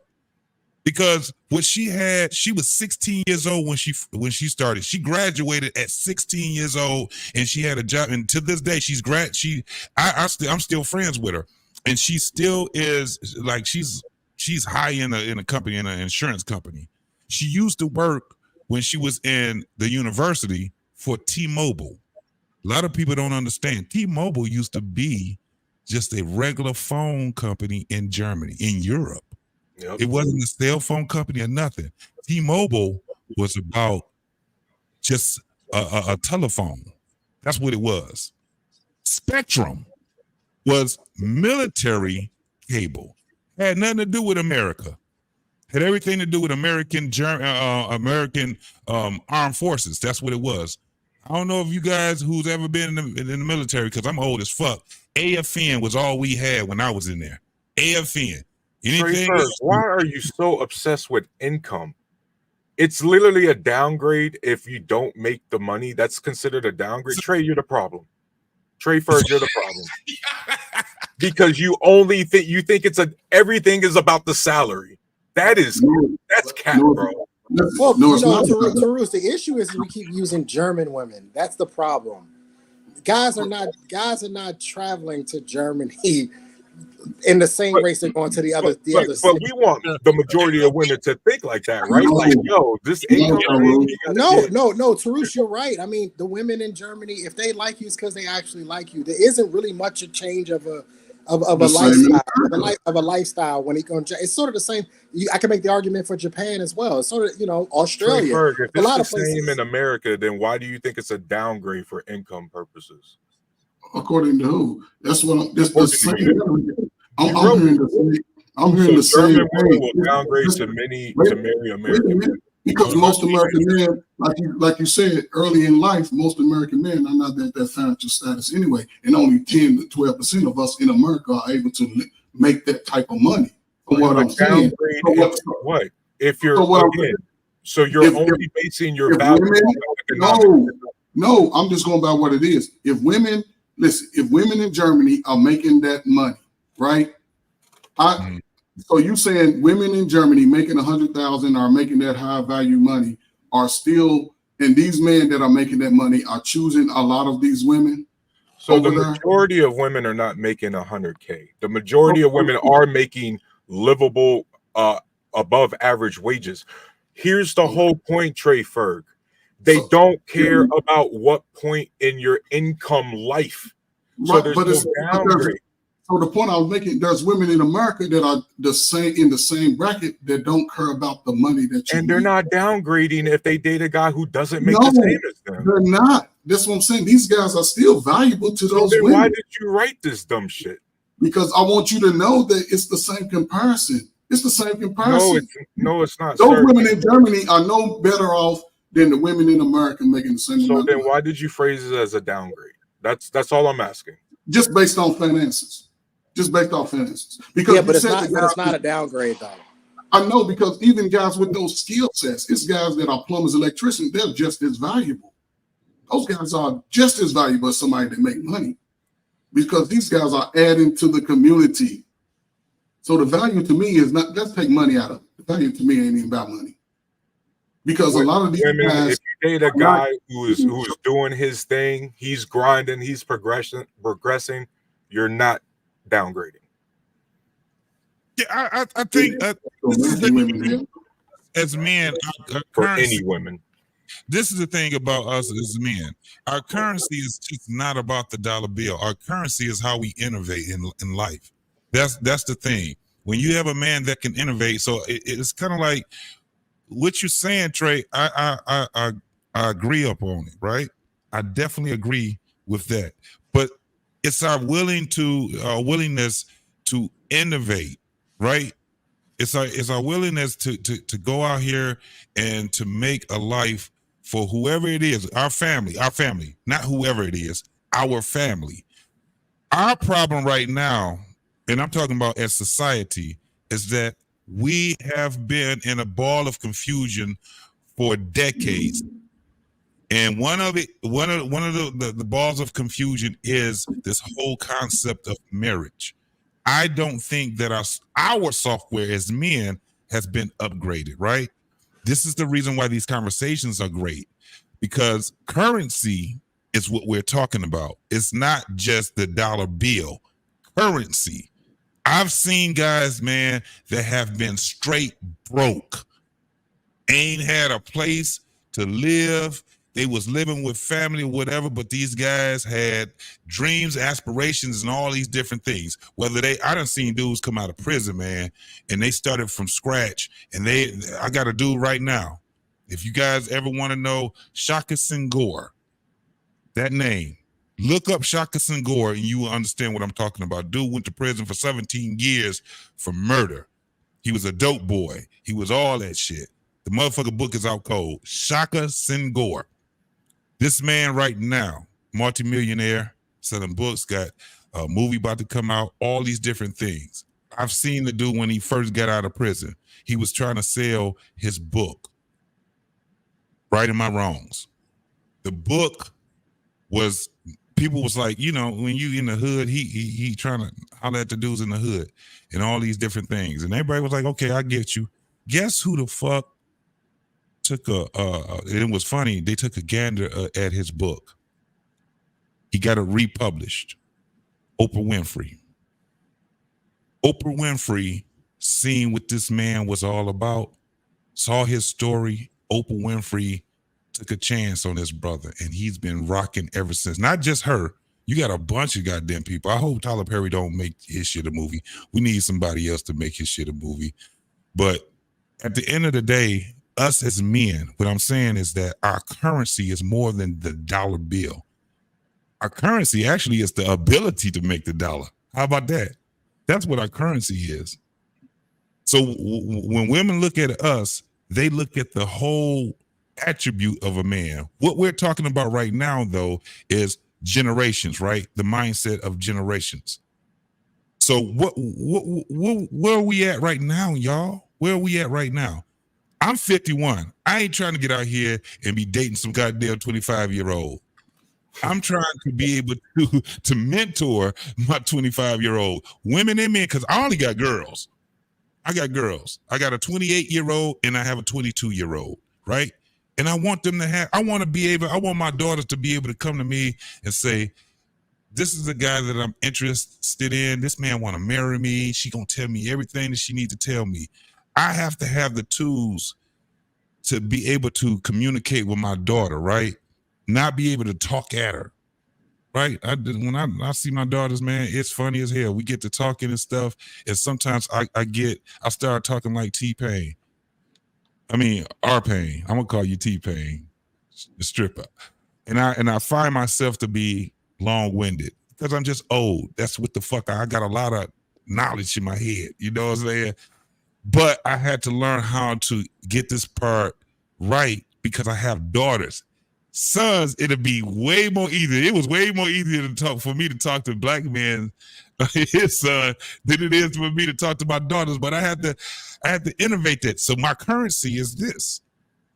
How do I innovate the concept that my daughters need to adopt at the age that they are now? Not at being kids. They was my babies when they was there. Now I'm like, I want to be able to hand you off to a man that can take care of you like your daddy. Can I have a suggestion on this? Because I've been quiet long enough. I'm in. Okay. But let me finish. I want to be able to do that. It is very difficult for men that have daughters, for us to be able to talk to our daughters like we talk to our sons. And it's still difficult for us to talk to our sons. Very refreshing on the panel for us to being able to talk to those young men. In this like this. When it comes down to it, y'all, we got to change our software. We have to change our software, man. We have to not only change our software though, but we have to balance that with what we've been taught and the things that work for us also. So we have to have a balance. We have to be scaled and yoked when it comes down to us being able to talk to our not our parents, but our children. Not ended there. I ain't telling my parents shit. Oh my God. I got Really? I ended right there, man. Really? I have a suggestion. And we have to, goats. We let BME, let black man say what's going to let me say. say, I have my suggestion because this suggestion, I hate to use this part, but I heard a woman last year from Just Dusty Thing. She said something that caught my attention. She's an American girl, black American girl. She said her value system changed the moment she saw a complete different culture outside the U.S. and how the women act and were brought up in a certain way. I believe to change our daughter is to expose them something completely different from our own environment. I'm saying this for the reason because not everyone can afford to have their daughter fly out of the country and go to an environment setting whereby it's not like America. But when they see something completely different, they have to understand, wait, this is different from what I'm used to. I'm saying this because, for one, Mr. Bennett, he's a perfect example. You see a lot of people from my culture aspect and see how they conduct them. So he's been to a lot of African weddings. And the African wedding he's seen, I'm sure it had them scratching their head like, we don't do this. How is this possible? And you see how the family really conduct themselves. And as I listen to the conversation, I enjoy listening to Trey Fur talk to his son at where BMU. While the show was going, I asked my son some of the questions because he's not of age yet. He's 13, about to be 14 this year. And when I asked him the question, what kind of girl he like, I thought it'd be similar to Jabari. Jabari say Thailand. This boy say Japan. I was like, and I asked him why. He gave me that look, and I get the way he's trying to tell me. He don't want to say it because kind of like it's embarrassing. And it's totally correct because I made it the environment where I want my kid to be open to tell me anything and everything. Just like Trey would normally do. He asked questions whereby he want to get the information what they had in their mind. And some of the conversations, sometimes I eavesdrop in the conversation and I'll be hearing some crazy stuff. And I ask them, what this all about? And when they fill me in on these things, that's why I start to understand something. This country don't have a value, don't have a proper cultural system unless you move them somewhere else so they can expand something different and new. I hate to say this. Why do I gotta jump the bandwagon? But Taruk do have an excellent point of what you're talking about, how he raising his daughter and what he's trying to do. My daughter want to go and see Africa. My son want to go and see Japan. They want to see something completely different from the U.S. It's like they already turned off. I try my best to make sure my kid don't copy the ratchet they see out here in New York City, Brooklyn, New York. If anything, I think New York City is the headquarters of ratchetness compared to everybody else area. But looking at social media, looking at what's going on in the school today, I hear with my kid, I tell them about what they see in the school today. Look what's going on in the community that we live in. Pocket community, it said one thing. If we have the resource, we need to take our kids out of here and let them spend something completely different. So they can have a better roundabout view of what they want to have for their life. And I hate to tell you, JT, you might want to convince your daughter to fly out Look at different communities. I'm not saying stay there, but just stay there for a short period of time. Just observe people mindset, observe people conduct, observe people ideology, and see if it's similar to what they see or something completely different that they're not aware of. Because we have seen panel, I've seen group of people, how they conduct themselves and why. I hate to say that this is the truth. African parents have been telling their kid not to mix with African American people for more than 2 decades. The facts. They don't want their kid to mingle with African American. They feel like that will be a stain to their culture. Because they don't have what can be sustainable as something of substance. And they did it back in the late 80s to now. Some African parents are okay with it, but still want someone who have substance. And when we're talking about you guys, I fully comprehend, it's how you raise a kid. If they have something, they got a chance.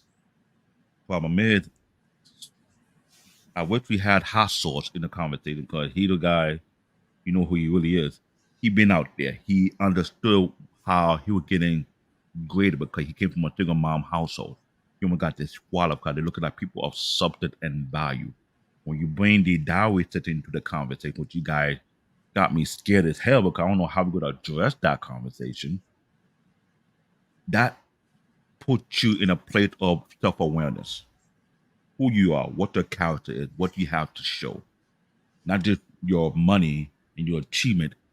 What have you built up from your foundation? Because I listened to Taru.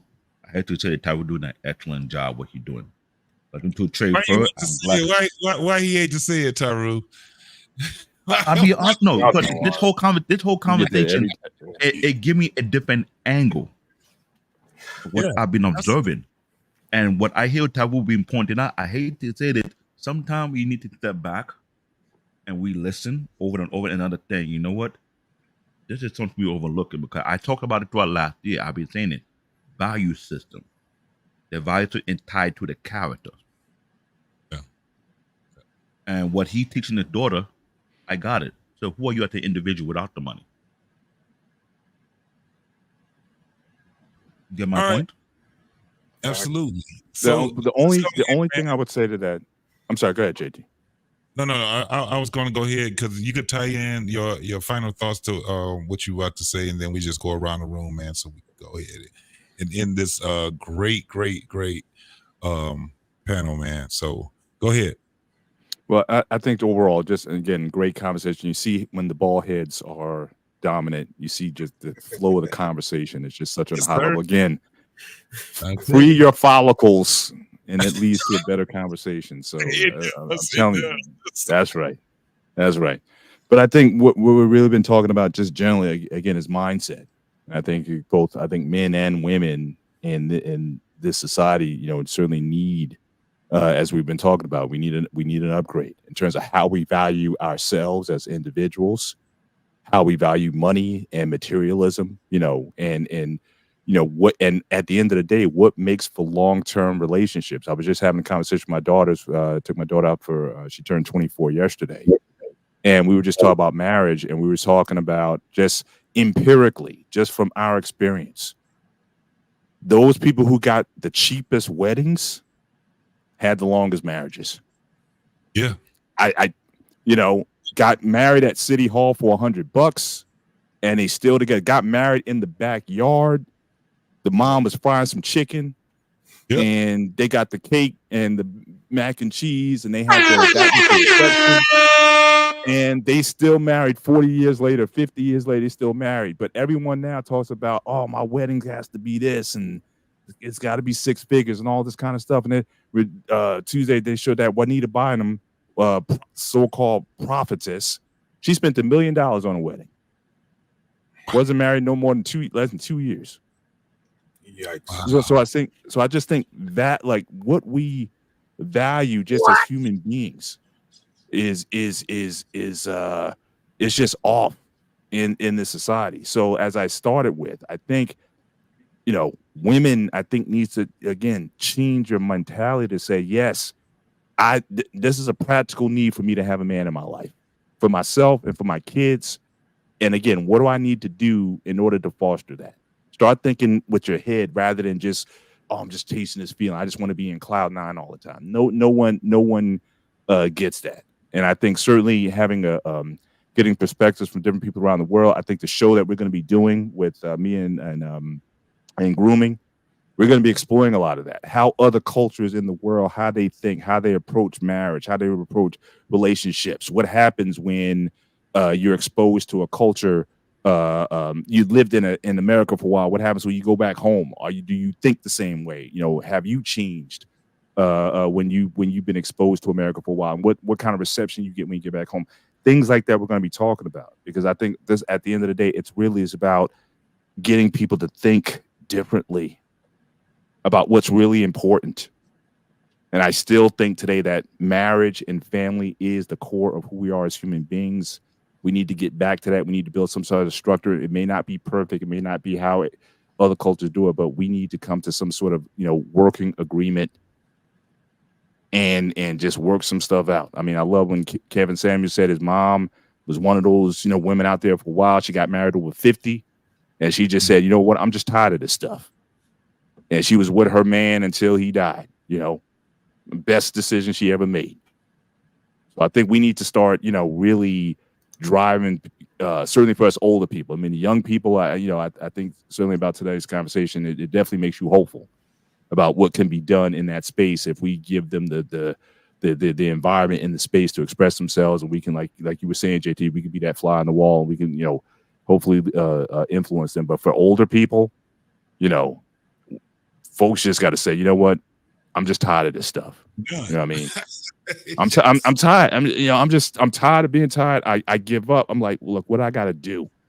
Bump all this other stuff, whatever what Madison Avenue's been selling me and all this kind of stuff. I just want to, I just want to live this latter half of my life in a peaceful, loving, respectful relationship, and if we can get there, I think we'll all be better off. So, but again, dope conversation tonight, guys. And as usual, Black man, again, you set the table, and it's just an honor for me to share this meal with these brothers every week. And in fact, I even think in my mind, one day we're gonna have to all get together in some spot, like you see those them table talk things where we just all of us around a big old table, and he's coming out with this, what we eating today. Chef comes out, drops some food on, and we just breaking bread with one another. But this is like the closest thing I see to it in this space. So again, much love and respect for you guys, and Lord willing, I'll see you guys next week. Have a great weekend, everybody.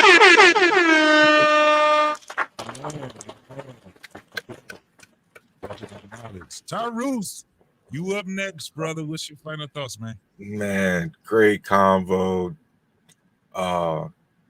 Glad to be up here with everyone. JT, it's been about a full year since I've been doing this. And one of the first interactions you and I ever had, I remember you was telling a story about the struggles with your parents, but how everything they did with each other, you kept harping on the word intentional. Everything we do has got to be intentional. And so when I say that I'm teaching my daughters this way, is because I'm intentional. I want my daughters to make sure, don't look at the guy for this income, especially when you're already comfortable yourself. I want other women, especially American women, with that same mentality, because there's way too many quality ass men here that women are sleeping on in this country simply because of outdated software. Right? I see the product. My daughters right now, JT, my 15-year-old, her boyfriend right now looks just like Jabari. And what's true is that I'm happy that there's great quality kids. What's also true, JT, is that I'm even more happy because it flies in the face of all these white supremacists who think all our black men are trash, because that ain't freaking true. There's some quality men coming up here. I want to highlight that more. I want more of that out here. I want more of our guys feeling like you ain't got to get a passport, because these women out here got the software update and they not looking at our guys to be finished products out the gate. But guys, even if you do want to get a passport, be intentional. Don't be up here saying, I'm going to go get a passport. 2-3 years go by. I'm going to go get a passport. 2-3 years go by. I'm going to go get a passport. Bro, you can't even convince yourself. No wonder you can't convince a woman to be with you. Be intentional. Those are my final thoughts. Absolutely. Absolutely.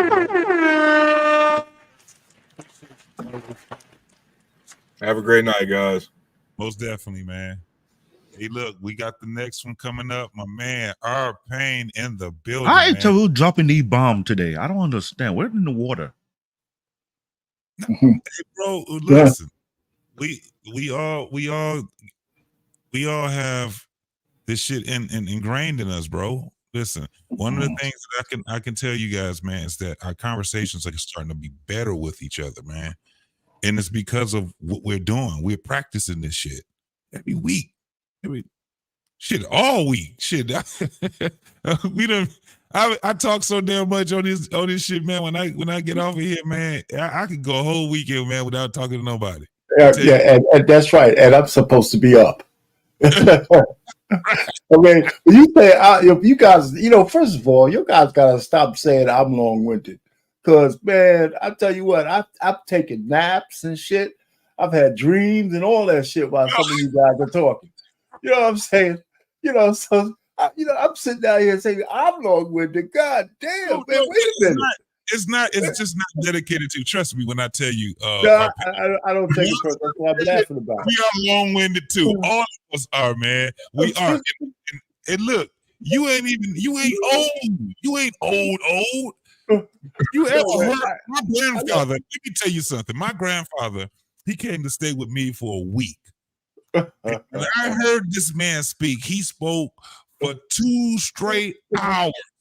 I did not interrupt that man. He's 96 years old. What the hell? I had to let the man speak. It is what it is. Listen, I know. According to trade, I'll pay the dinosaur. Passage. Oh yeah, man. Trey, you know what? I really want to use the F word, but when I really not this Trey, the other Trey, because he, because you hit upon him. One of the things I think there's a fault of that, and I'm gonna just stay on it real quick, is that the young guys, even though there's a communication gap, you can't keep discounting people who've been on this earth for a while because they in your generation. Sometimes you should just shut up and listen too. And take what you can and put the other on the show. But the other thing is, BMU, I sent him something because I'm supposed to have this show on Monday with him, and he didn't give me the high sign that he wants to talk about it. Because I did a piece on reparations, and it's different than the other reparations because I compared. I did a what if. If we had reparations, would you prefer to get tax exemptions for the next 20 years, state, local, and federal, or a lump sum check? And I talked about the pros and cons, and I did some numbers based on the population. And I think one is a whole lot more doable because of the way it could be couched with the right people and a lot easier. And I just went over the California State Commission they put on reparations. It's a lot of word salad in their report. It's a big ass report. You have to dig through it to find out exactly what they want. But it's really a pacification report. Because the governor, that slick back snake oil salesman, will never sign that. Will never sign those recommendations. Never. But that's another point. That's another thing. And plus, I think reparations should be on a federal level. It should not be state to state. Right. That's another thing. Federal. It should definitely be federal. Absolutely. Right. So, but then anyway, based on this conversation we had, my daughter's older than the rest of the people we talked about here. And she tells me from her side of the story because she wants to get married. And she's telling me for what she sees out there from the brothers. Now, like Taru said, he has his daughters geared to be able to be self-sufficient. I did that with my daughters. I built them to be self-sufficient, but not independent. Right. So my daughter said something to me. She said, Dad, I can't find no guys like you. Right. And that's a compliment too, but it's also kind of sad because I didn't do my part for putting her in front of guys who are more equally yoked the way I think, or some of my peers. And I wish I would have did that. But most Americans don't think that. Right. So you live and learn. But when we talk, I try to tell her, listen, forget about fairy tale shit. And you got to start eliminating dudes who don't fit your criteria. Don't even go out with them. If you have a conversation and they're saying some stuff you don't like, I don't care if they're cute. Just don't waste your time. And I said, if you find a guy you like, don't wait till you're sure that you want to do something with him to introduce him to me. Bring that motherfucker to me now, and I can save you some time. Absolutely. You know, so that's the kind of conversation I have with her. My youngest daughter, she lives with me, so I'm gonna know everything she's doing. You know, and but she's a grown woman, but she lives here in the house, and she's not even thinking about guys just yet. She has a little circle of friends, and one of these days she will. The other thing I said, Litz said he's having something on Sunday for married men. He ain't giving me my invitation, so I don't know. Maybe he got his panel already. You know, so I wanted, if he's going now, I wanted to ask him. You didn't get paid. He's still in the chat. What the fuck? So if I ain't invited, man, you know, I said I would probably listen anyway. No, when he talked about it, he had you on the list of the cast. That's cool because he might not have my email address, but this was a good panel. He You know, said and Taru said, "Why am I yelling at him?" I guess I was a little loud, but I didn't mean it that way. I wasn't really bad at him. It's just that sometimes you got to yell at him to get this shit through. Yeah, Arpain, he said, check your inbox, bro. Okay, cool. Yeah, I'll do that.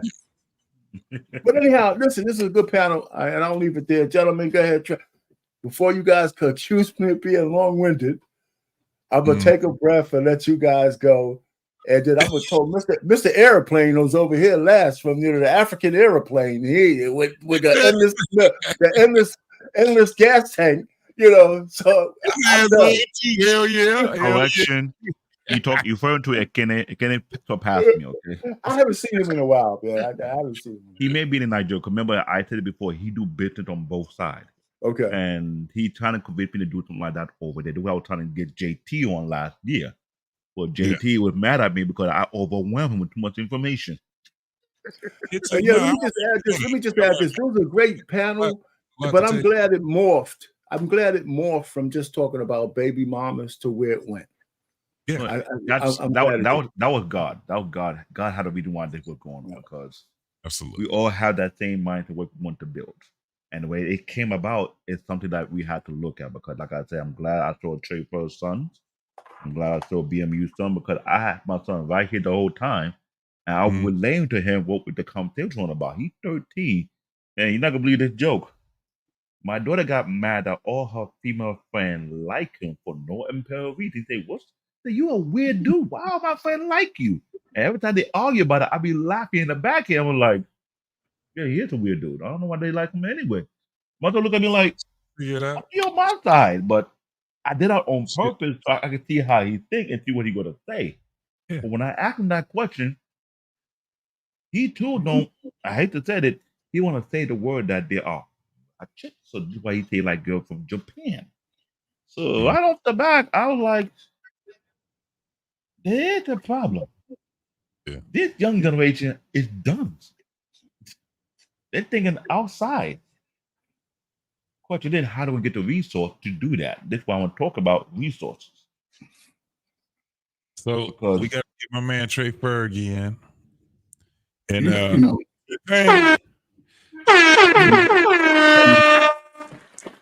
for the first week of January. Greatly appreciate it, brother. You are greatly appreciated. Yes, we really listen. I heard him say it. He was like, T-Pain gonna come over here. But what did he tell you? We ain't about to say shit to you. You the elder, man. Come on, bro. Hey, listen, I'm done. I'm gonna listen to Trey Ferguson. Just talking. You're not just talking. So don't get it confused. You're not just talking. I appreciate it.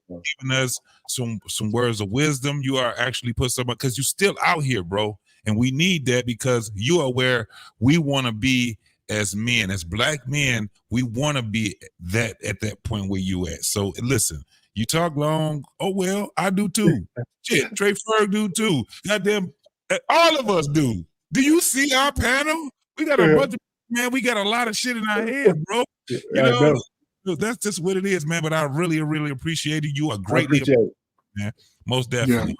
Yeah. All right. Just be glad it's not Twitter. I'm glad that you're here, because you give me a big brother perspective. See, I was the big brother, but you give me a big brother perspective, because I learned under you. I learned under guys that are like you, and they showed me how to hold my chest up and represent myself well and be strong and proud and not be disrespectful. So I'll always appreciate that. And they no greater women than a 60s woman. They was the finest woman ever to me. They're going down. But, you know, just again, this is a great panel, man. It's a great discussions going into the new year, 2024. I'll say to all men with young children, young boys, daughters, and, you know, we can come up with ways to try to save the man. But if you have a daughter as a man, go get your daughter from her mama. Go get her, pick her up, drop her off, spend time with her, especially going into those early adolescent years, because they need to understand what it's like to be young women, to be spoken to like young women, and have respect for themselves as young women. So I think the fathers will really be critical in that dynamic going into 2024. I mean, you know, in reference to my sons, you know, and one was my son, one was my nephew, and they're really close. So, you know, it's just a blessing to me, because this is what I have taught, and I ain't gonna say preach, but mentored to young men and women for the last 20 years. That's why I'm in the position I am, because I've given my time and my resources to help those that need that push to get to that understanding, because they don't have a father. Some don't have mothers or fathers. So just to be able to be a part of that for them, you know, and to see how they're developing now for young men, you know, going into their 20s. I got some guys that's down there 40 something, and they calling me like, they call me Mr. Ferguson. They don't know me as y'all know me. I'm Mr. Ferguson, you know, and so I've always tried to be that staple to those people. Because it's blessed me. I'm telling you, I don't know how, I can't even explain that capacity, but, you know, even in everybody's point, I don't try to just look at it like we're just speaking to us, because I realize that there's a lot of unheard voices that want to say something. And I may not always have the correct answer, but my thing is, I'm going to speak to you as a father, as an uncle, a big brother, because I know that young men need confidence, they need competence, and they need courage. And if we can build that, then I think we'll all come out greater in the long run, because I'm looking for them to be 50 and gray hair and bald like me. I don't want to lose them to no nonsense. I heard some people being reckless. So that's always been my fight, man. You know, I'm gonna go down with that fight. And y'all think I'm tough, y'all need to hear my wife. My wife, she ain't no joke. So, you know, the fact that she's, you know, can be on that page with me is just man, I'm telling you, man, it's just a blessing. And I've been able to get everything I wanted in 2023. Now 2024, that's all I can do. Like I tell my son, y'all be 21. Only thing I can do, and I'm going to do, is advise you to make sure your money's right, your skill set is right, and your value for self and life and those that are around you is right. That's it. That's all I focus on. So, man, it's always great, man. BMU, Lost in Translation, Trey, who else was over here? Information Man. He's always dropping jewels. R Pain, JT, you starting to act like your old man now. You starting to be granddaddy. Man, everybody, man. I don't even know who else was here, man. Shoot, we had Lost in Translation. We had my man, the Greek Freak. He was in here. Information Man was here. Jedi Mike. The young bull. You know, I appreciate that, man, because I always believe iron sharpens iron, man. And going into this next millennium, man, we're gonna do the damn thing. I'm here, baby. I ain't going nowhere. I'll make it quick. Dave was a great conversation and a great panel. It was much needed. But I was telling JT before in the back, before we need to do something completely different because I've been on TikTok, talk to people, and what I'm hearing outside the four wall of the US, they're looking at what's going on here and they're saying thing that I'm like, oh, we need to make a change. When you talk about the dowry system, I was like, I don't think they're gonna work. There will be part 2 of Kevin Samuel 2.0 because that would be very vicious.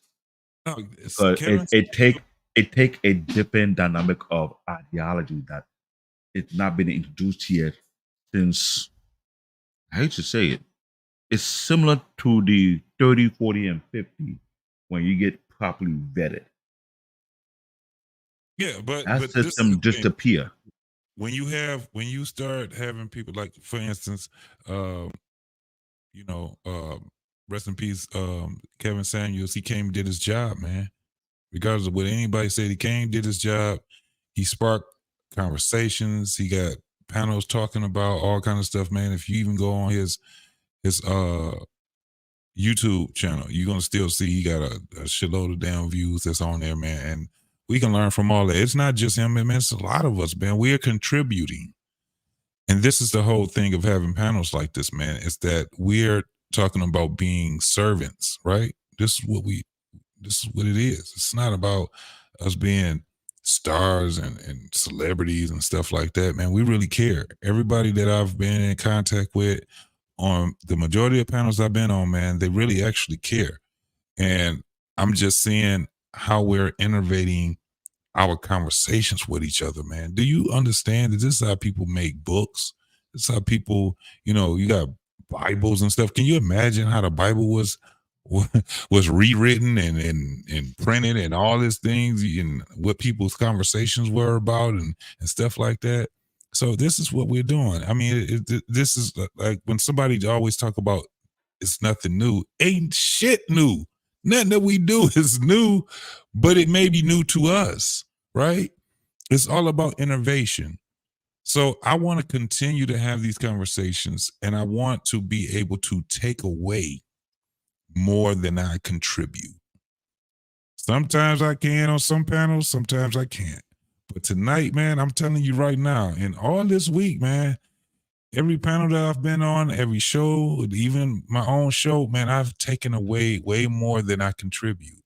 And I'm just thankful for that. I'm thankful for the people that have been put in my place, man, to get me to really start to think and keep me, right there on my journey. Because at the end of the day, we die. So I'm gonna keep going. You gonna keep going. All of us gonna keep going, and then we die. That's basically what it is. So we can't be doing this for ourselves. We have to be a servant. We have to be a servant to our people, to the world. And on that note, man, I want to end this off. Go ahead, Black David, load it up for me so we can get up out of here. I appreciate all you guys on here, man. I appreciate everybody in the chat. Don't forget, wait, is there a show tomorrow or not? I don't know. I'll find out from BMU. They contact me a lot of times. It's not a show. Yeah, so then goddamn it, y'all get it. But at the end of the day, man, next week we're gonna be innovating. Monday is Arpain. You doing it, Arpain, or are you gonna wait till the next week? No, man, I'm I sent some information to BMU about what I want to do on Monday.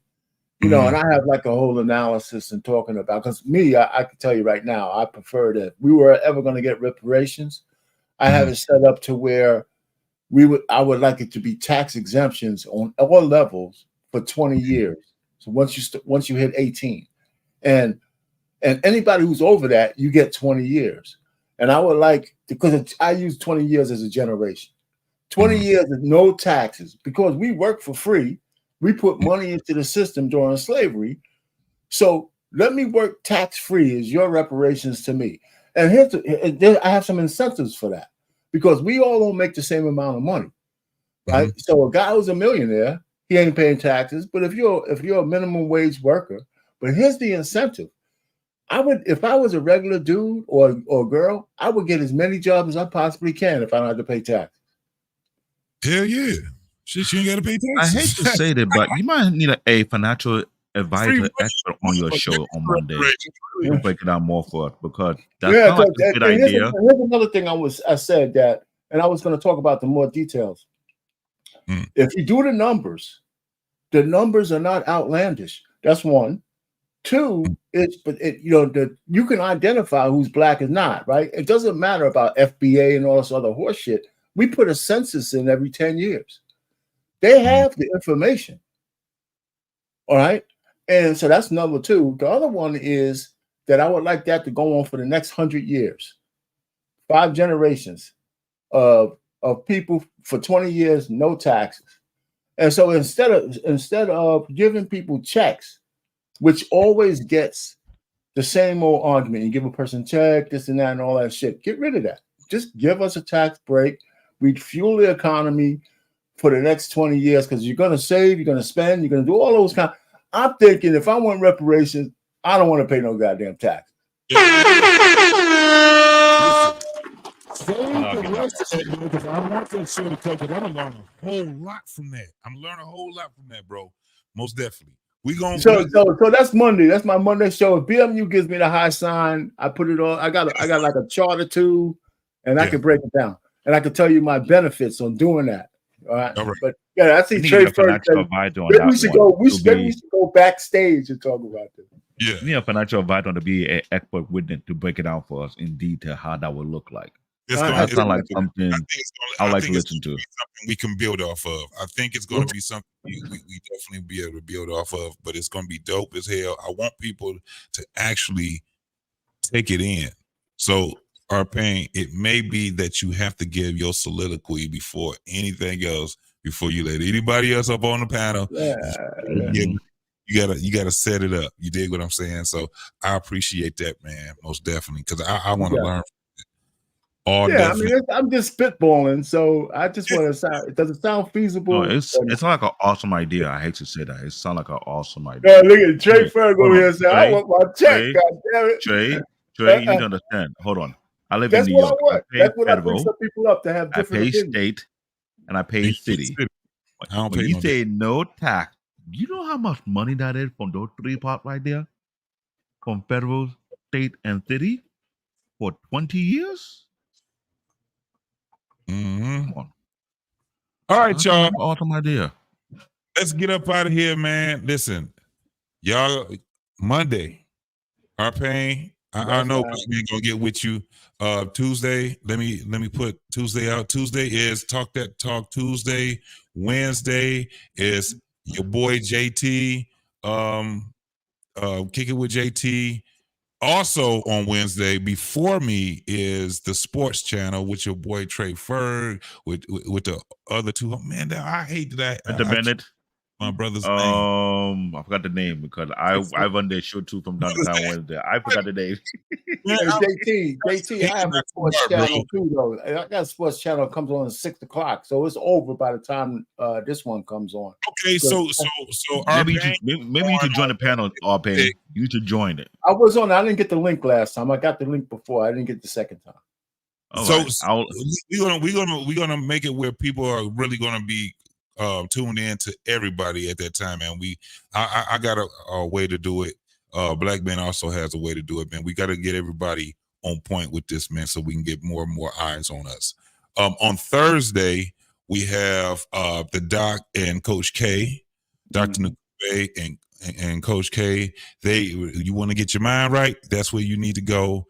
And I sometimes, man, I just like listening to that stuff. If I can't catch it live, I always get it the next day, and that'll be on Friday mornings while I'm at work or driving to work or whatever. But I watch it all the way to the end, man, because Dr. Nukube and Coach K, man, they're really, really enlightening to us.